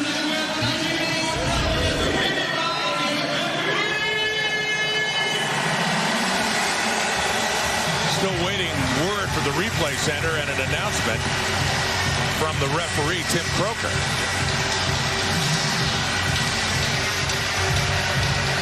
After automatic review by the replay center, it's an incomplete pass. After the play, 10-yard misconduct foul against Montreal number 9. It'll be 3rd down. So no, not a pick, and Jeffrey Cantar is penalized, the Alouettes. So the bottom line, it is a 3rd down still for the Red Blacks, but they'll have the chance to punt it away. Richie Leone.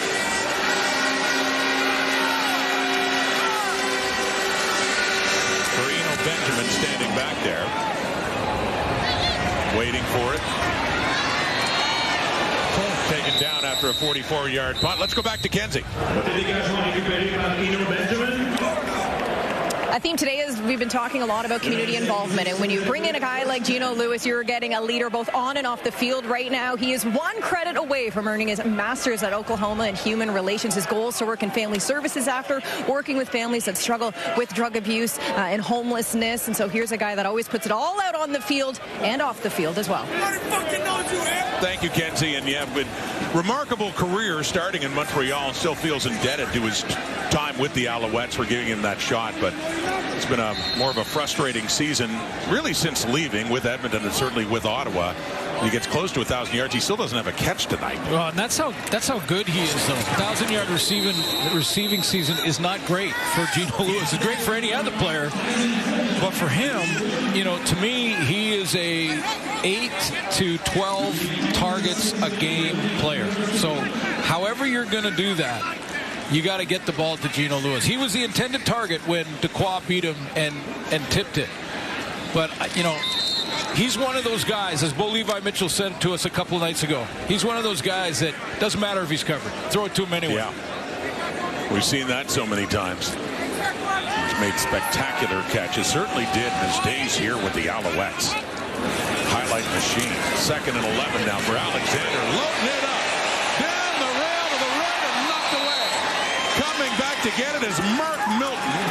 Started his season with the Argos and was traded last month to the Red Blacks, and a good defensive play there to force a 3rd and long for the Alouettes. Yeah, Davis Alexander's a little upset with himself that he didn't just let go of this a little earlier, because he has that deep ball on the sideline and a little bit of a fake to the outside. Philpott had it, just because it was a little bit late on the throw. Milton had a chance to close and catch up. Mark Milton has a Grey Cup ring with the Argos last year. They said traded away. Joseph Zima to punt it. The Alouettes still in charge, leading by 15, 24-9. Ottawa's offense trying to get something going. Khalil Templeton is a part of that, and also on special teams after a 40-yard punt. Gets it across the Red Blacks 50.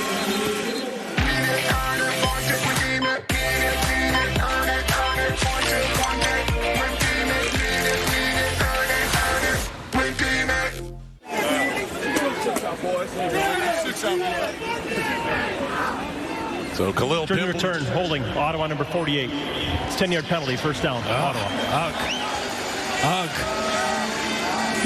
And a chance to climb back in this game. Can't get those holding calls. That was real good field position right around midfield. Disappears because of a bad decision. And it was last week against Saskatchewan. Templeton had a punt return for a touchdown called back because of a penalty. What kind of season for the Red Blacks? Late 3rd quarter, under 1.5 minutes to go. Ottawa just 9 points on the board. Little reverse. It's Justin Hardy trying to get him involved. He's still without a catch, but has that handoff and that pickup on 1st down for the Red Blacks. We'll say this too about this game, especially on the teams. It's been a physical game, like playoff level physical. In the playoffs and first place still possible for Montreal, so not surprised there. This is a big hit too. Some physical football. It's Ento that's putting Hardy out, as mentioned, though. Ottawa's offense. We talked to receivers. Lewis and Hardy still do not have a catch in this game from the quarterback. 2nd and 5, swinging it out. And it's William Stanback who's been their most productive offensive player in this game, right near the 1st down marker for Ottawa. Yeah, and if you're in the East or a Western possible crossover team and you're thinking about playing the Alouettes in the playoffs, they are susceptible to the run at times. At times this year, they have given up big chunks of yards along the ground.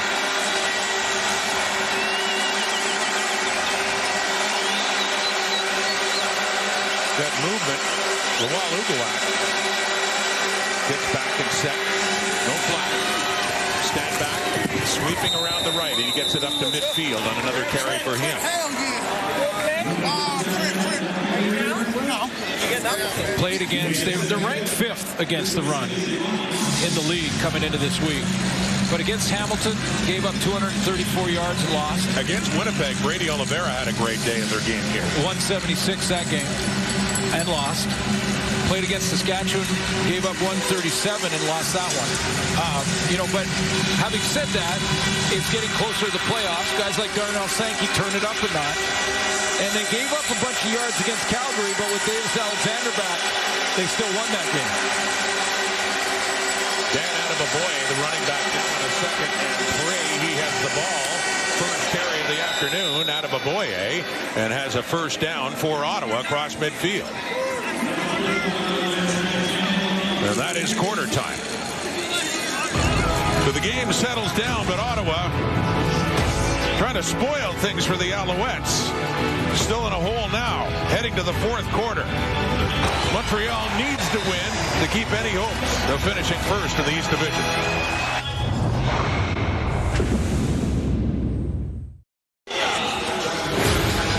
With 1 quarter to play, the Alouettes with a 15-point lead. But as you look at those stats, I think the most important one now is how much turkey is left compared to just carcass. For us, compared to Kate and the panels, you know, this little running competition, partner, I think we did a pretty good job here. I mean, come on, we destroyed this thing. I mean, there's still an apple left, yeah, if you like. I love that the carcass is left, and the only thing that's green in there is still untouched. Yeah. But yeah, no, I think we did a pretty good job here. Now, in fairness, it's a bit bigger crew.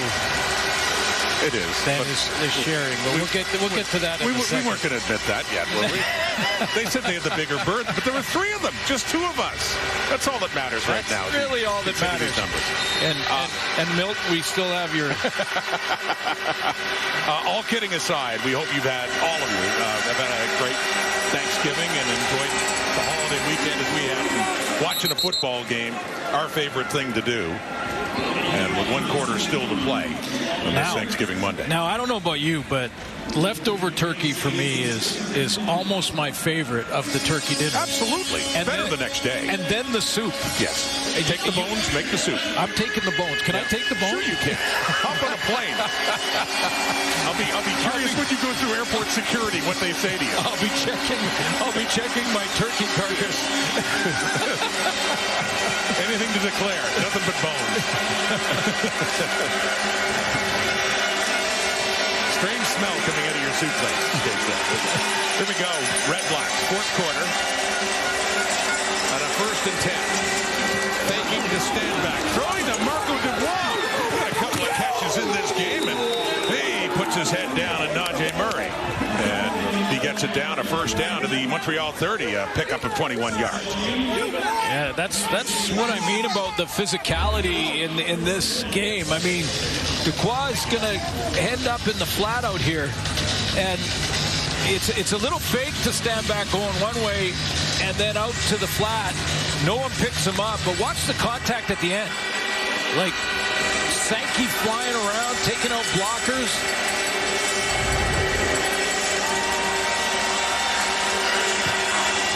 Comes Ottawa again. Back to stand back. Not much there. It's Lawal Uguak on the tackle of his old teammate William Stanback, limiting him to about a yard. It's like they're not tackling, they're hitting. The difference.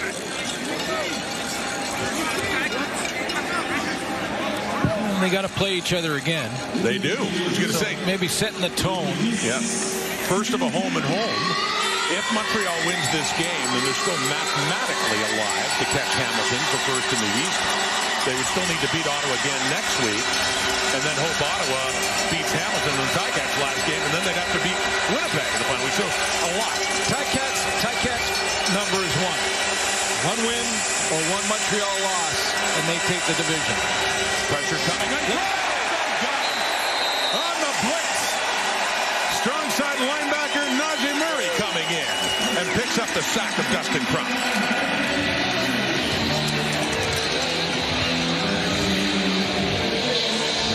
Najee Murray's not even going to be in your picture, and that's probably why Dustin Crump doesn't see him. He's outside, wide, and then loops all the way around and gets home. Right down Main Street. Darnell Sankey eats up the block. Najee Murray on the wraparound blitz comes right through the A-gap between the center and the guard. Third sack of the afternoon for the Alouettes on Dustin Crump. So Lewis Ward is out.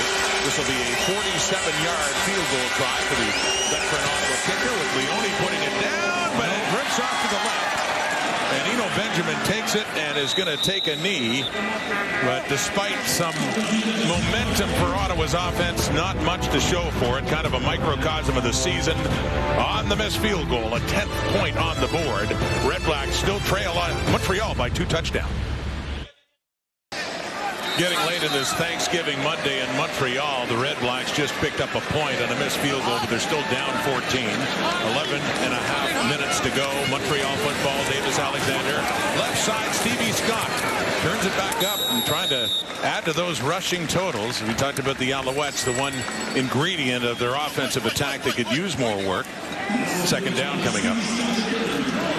Well, you know, and I get the former quarterback in Jason Moss thinking that, you know, his best player is Davis Alexander, so I want him to have the ball and be in control of the game. And, you know, I think for Moss, those little swing passes where he gets a back out or even a speaker out in the flat, to them, it is a running play.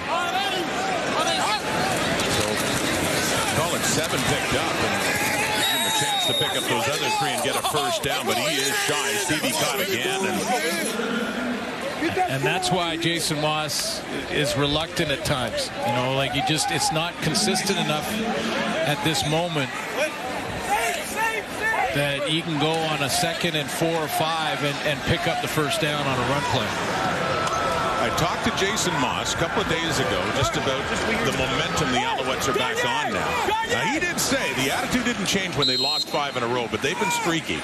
And when I asked for a comparison to 23, he immediately got animated about that. He said it is eerily similar to the way this team is feeling right now, which would be a good sign, of course. They won their last 5 in the regular season, and then in the playoffs beat Hamilton, upset Toronto, and then Winnipeg, too, in the Grey Cup.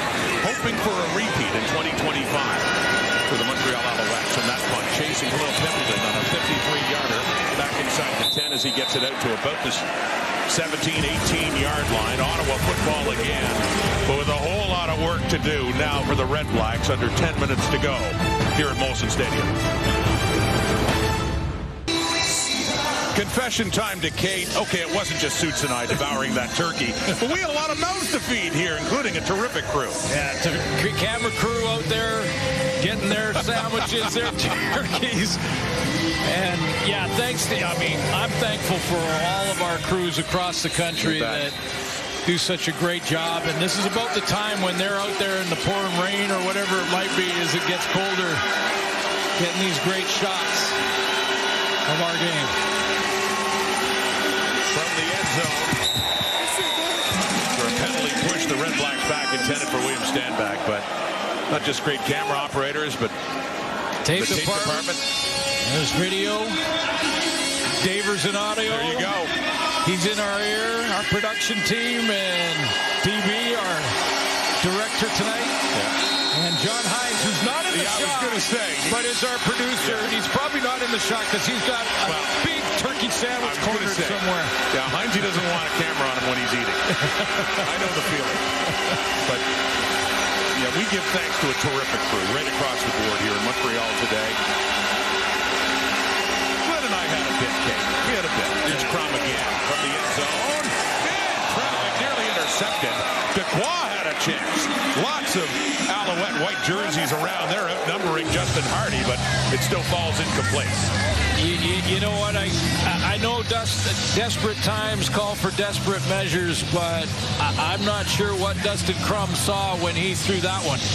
I mean, I could see that live, and I thought, if this isn't picked off, something's wrong. Dequoy's in there as well, and he's having himself a huge game this afternoon. He might have had another touchdown, depending on what was ahead of him there. With a little bit of daylight, Dequoy already has one. The first touchdown of the game in a blocked punt. And here is Richie Leone punting again out of his end zone. So Montreal's in great shape here with Benjamin. Took it at midfield. And he lost his footing down at the Ottawa 45. And a good break for the REDBLACKS there after a 52-yard punt. And flags coming out late as well. Benjamin could have had more. How long do you keep number 10 out there with a 2-score lead? Looked like Marco Dubois was showing Davis Alexander his Grey Cup tattoo. Looks like it'll be another penalty against the Red Blacks.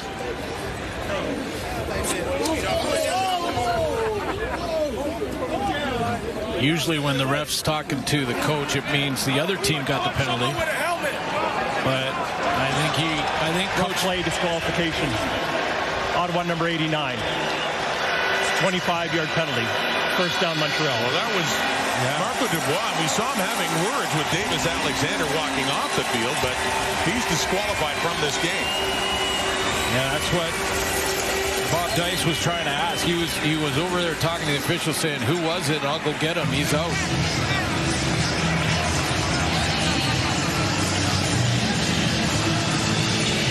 So in terms of the intensity, they're certainly not playing this like a nothing game. I mean, it's been edgy right from the get-go. Well, let's look at the top of the screen up here and see what the issue. Right up here. Okay, so that's normal special team stuff. Working against Tyrell Richards. Oh, a right hand punch to the head, which with a helmet on doesn't affect the guy getting punched. Get you thrown out, and it'll hit you in the pocketbook too. So they move much deeper. It is Tyler Sneed, over 1,000 on the season, and picking up more yardage there. In a great place to start already in the red zone, and there'll be goal to go as well on that first down for Montreal. And the answer to the question is number 10 comes out, and you think right after this drive is complete, whether it's field goal or touchdown, makes it 3 possession. They still have to win. That's why Montreal. You know what? They get another touchdown here. I'm liking their chances if they're up 3 touchdowns midway through the fourth quarter, especially given Ottawa's inability to score much. It was a 14-yard gain for Sneed. And on the fake, running to the right, looking to the end zone, nearly intercepted, but just out of bounds. Mark Milton, the closest one to that ball as it headed into the end zone. Intended for Austin Mack. Physical, trash talking going on. I hear you. Second and goal, Alouettes. And looking to push their record to 9-7 and keep their hopes alive of first place in the East after Hamilton lost to Calgary earlier this weekend. A look to the end zone to the left. Nearly intercepted again. No, C.J. Colden. The one right there with Mack. Closest to it, had the chance, caught it, but went out of bounds. So third down coming up. Malto's coming on. See if he can add 3 more and make it a 27-10 game. Yeah, I think C.J. Colden was well out of bounds when he caught this. Yeah, right foot past the white stripe. Not so sure that Davis Alexander didn't just throw it that far outside that if Mack comes up with some sort of miracle, is one thing. If not, it's out of bounds. Maltos Diaz with 3 longer field goals, and that's just a chip shot to go 4 for 4. Put on 3 more. Montreal's in control. Late at McGill. CFL Thanksgiving weekend on TSN is brought to you in part by WestJet. WestJet, the official airline of the CFL, and where your story takes off.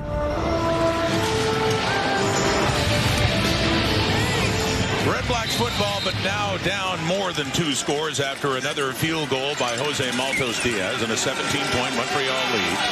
Under 7 minutes to go now here in the fourth quarter. Dustin Crum still in at quarterback, handing off to Daniel Adeboboye, the running back now instead of William Stanback, and picks up a few yards. Second down still ahead. No catches for Geno Lewis. And Dustin Crum still in the game. I'm really quite surprised by that. Well, me too. Bob Dice had mentioned, before the end of the season, we are going to see, don't be surprised if we see Tyree Adams. And by the way, Justin Hardy also. No catches in this one. 3-man rush. The 2nd and 7. It is caught. And keeping his feet after being hit is Keelan White. Still shy of a first down, though. several yards shy. It's such a disappointing season when you don't make the playoffs. But the one upside you have is that you can evaluate young players. You have 2 or 3 games left. This is a very good Montreal defense, championship-level defense. And you need to see if Tyree Adams can handle this defense. After automatic review by the replay center, we have roughing the passer against Montreal number 91. 15-yard penalty, an automatic first down. Adiemi Berglund, a little late on that hit, I guess. Getting called.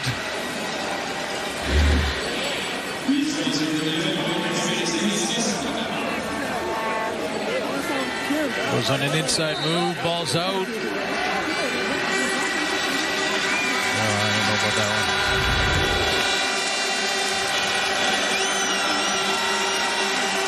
So it's a first down by penalty for the REDBLACKS to the Alouettes 50. 5 minutes, 25 seconds left and counting. That is complete to Khalil Pimpleton.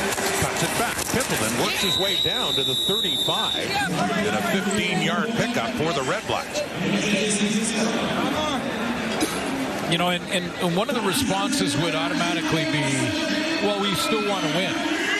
So if that's your response, if you're Bob Dice, about not playing Tyree Adams at this point in the game in the second half for sure, then you're saying that Tyree Adams you can't win with. So how do you know that unless he gets out there and plays? Well, he's just a great unknown. He's played so little in the last 4 seasons. Adams had 1 start. I mean, we go back to 2023, and that's how Dustin Crum was introduced. He was the 4th quarterback in behind Jeremiah Masoli, who was hurt, Nick Arbuckle, who started the first 2 games, and then Tyree Adams came in against Edmonton and got the victory in his 1 CFL start, but he got hurt. Knee injury done for the season. Right.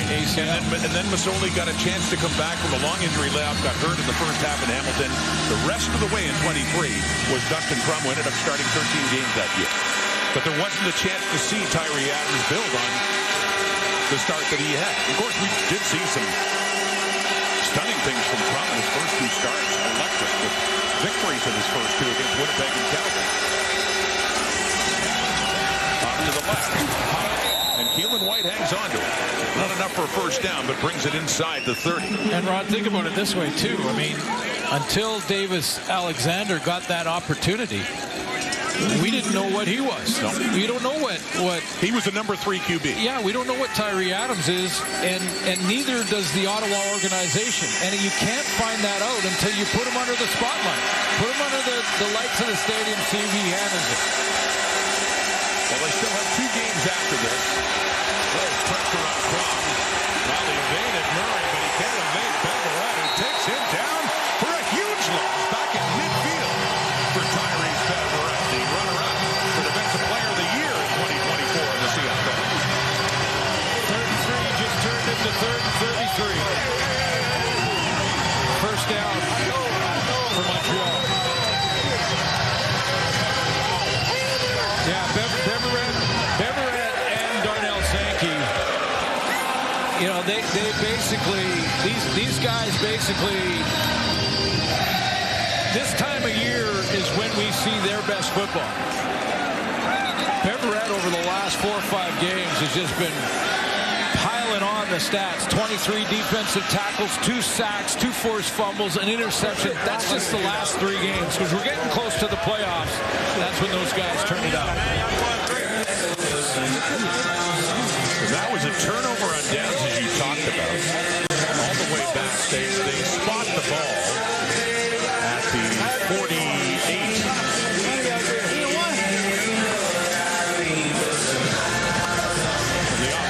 Field, the first down for Montreal. And I don't mean to suggest that Sankey and Beverett are mailing it in the first half of the season. By no means are they doing that, but it's kind of like when you watch the difference between regular season play, even at the highest levels, and playoff regular season hockey compared to playoff hockey. Resetting the clock to 3:46.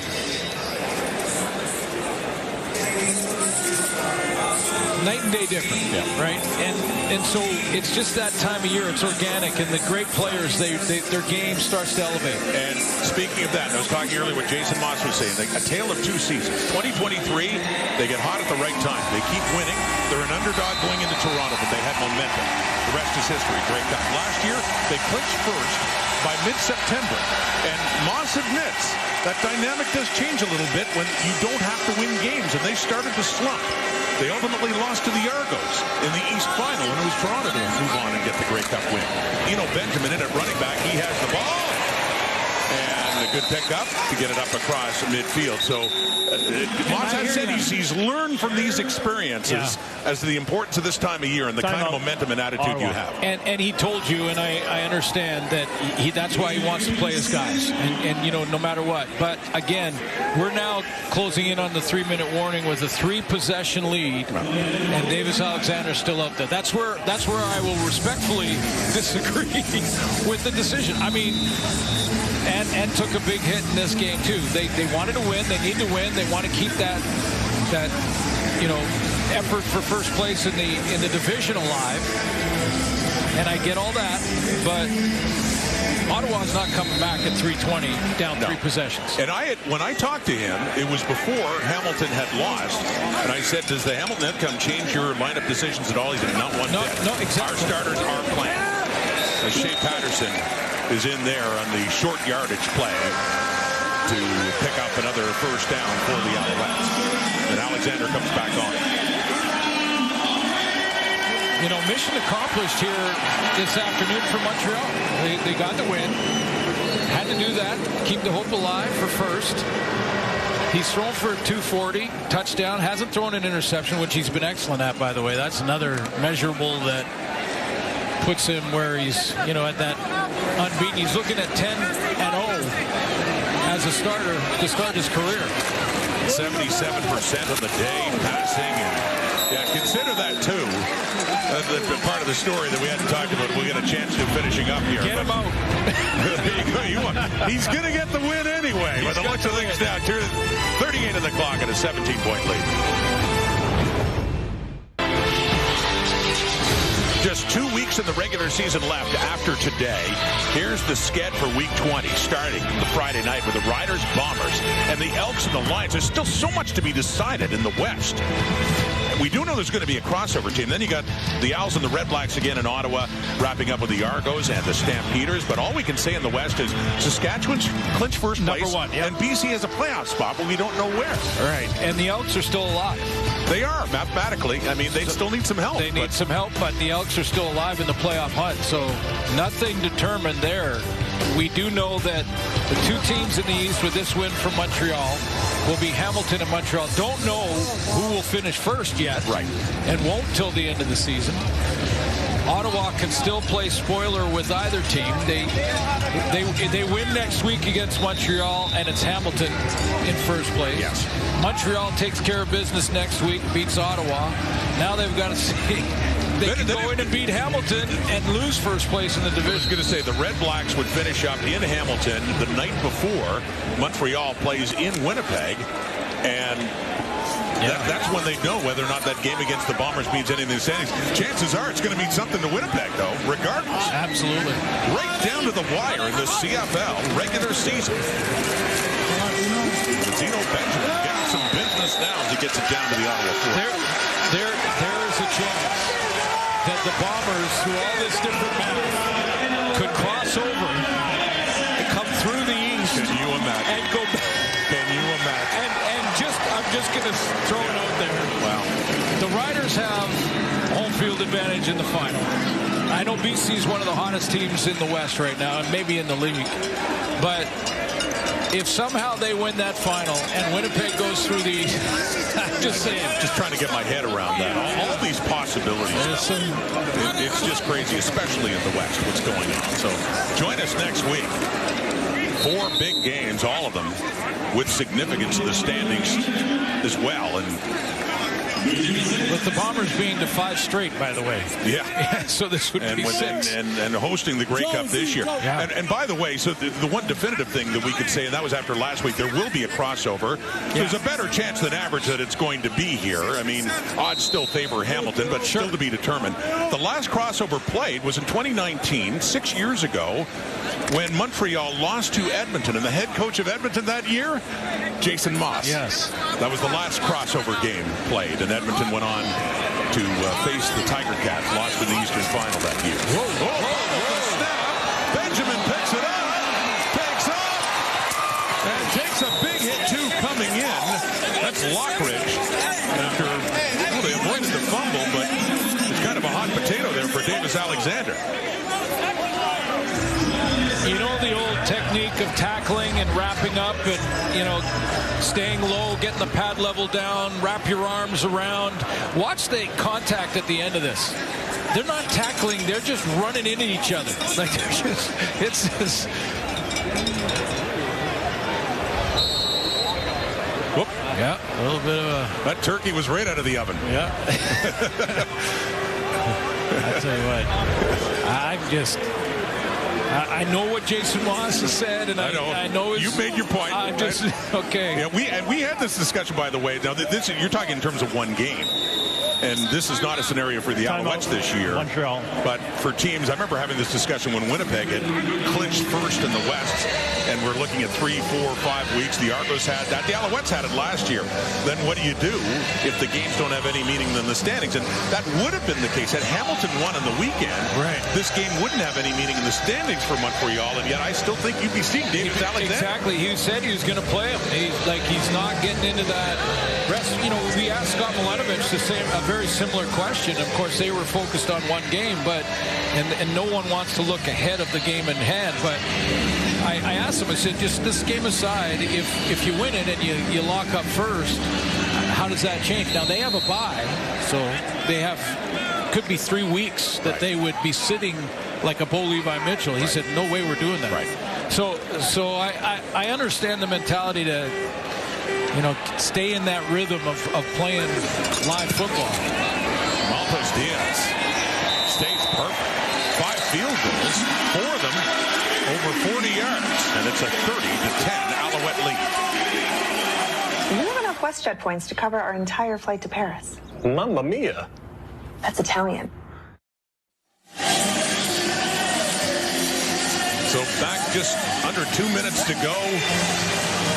The final home game for the Montreal Alouettes of the regular season. Of course, they know they're going to have a home playoff day. And yes, the Thanksgiving Day games. Look at the great George Reed. These are all the names. Ronnie Stewart, old Ottawa Rough Rider. Thanksgiving feast and the top rushing performances. How about these performances, Sid? Yeah, well, they just chopped down on those games. Really? Fred Reed. Remember Fred Reed? Yes, I do. Bombers and great George Reed. 268. And there's your record. 287 yards in one game. Yeah, 65 years ago, Thanksgiving, Ronnie Stewart of the Ottawa Rough Riders, they won the Grey Cup that year. Stewart would win a couple more in the late 60s as well. What a career he had. But see the legend like George Reed as well.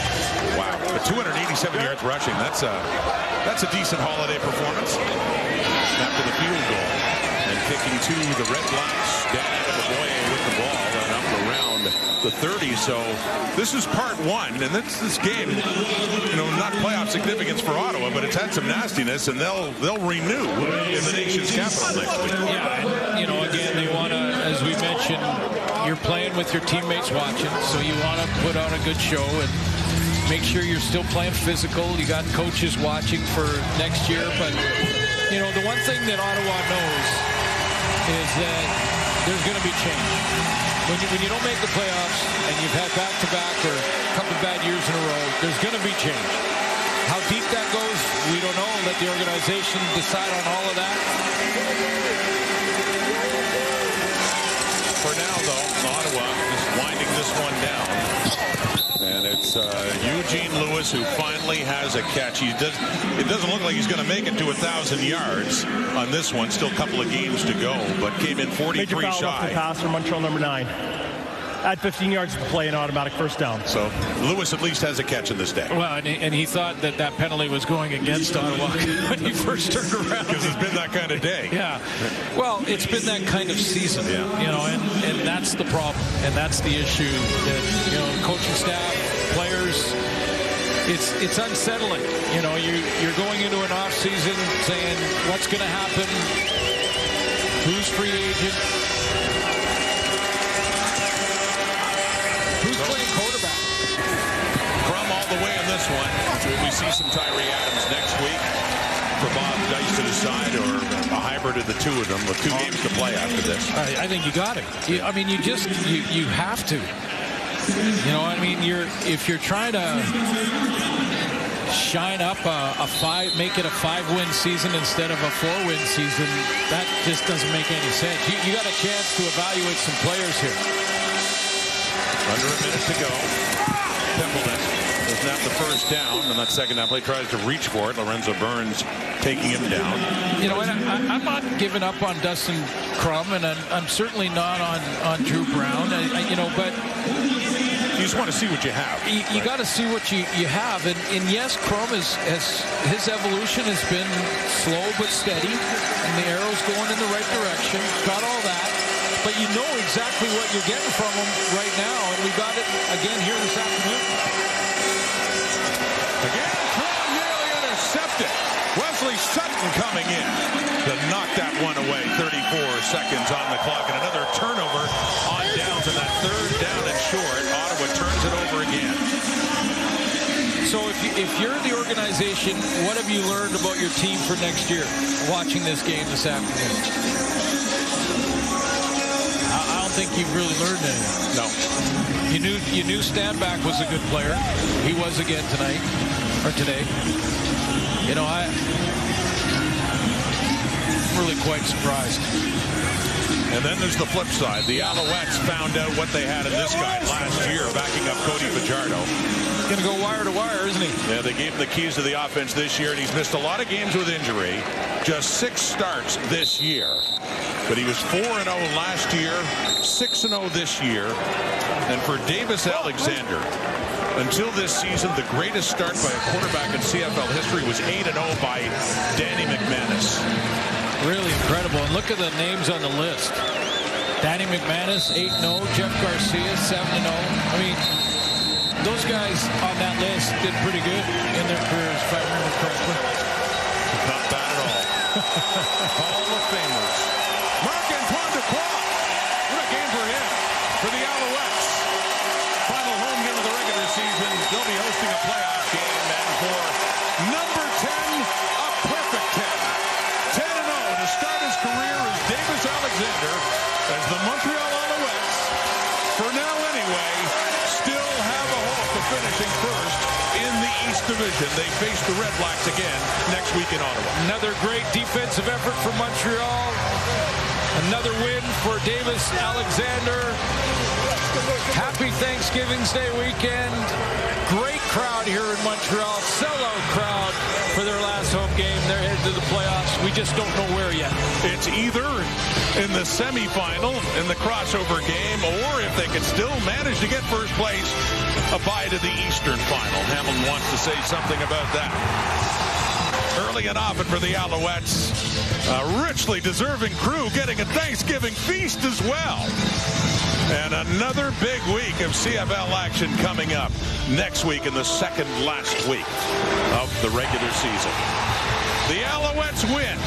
They improved to 9-7. Thank you for watching, and happy Thanksgiving, Canada. Have a great day. So long.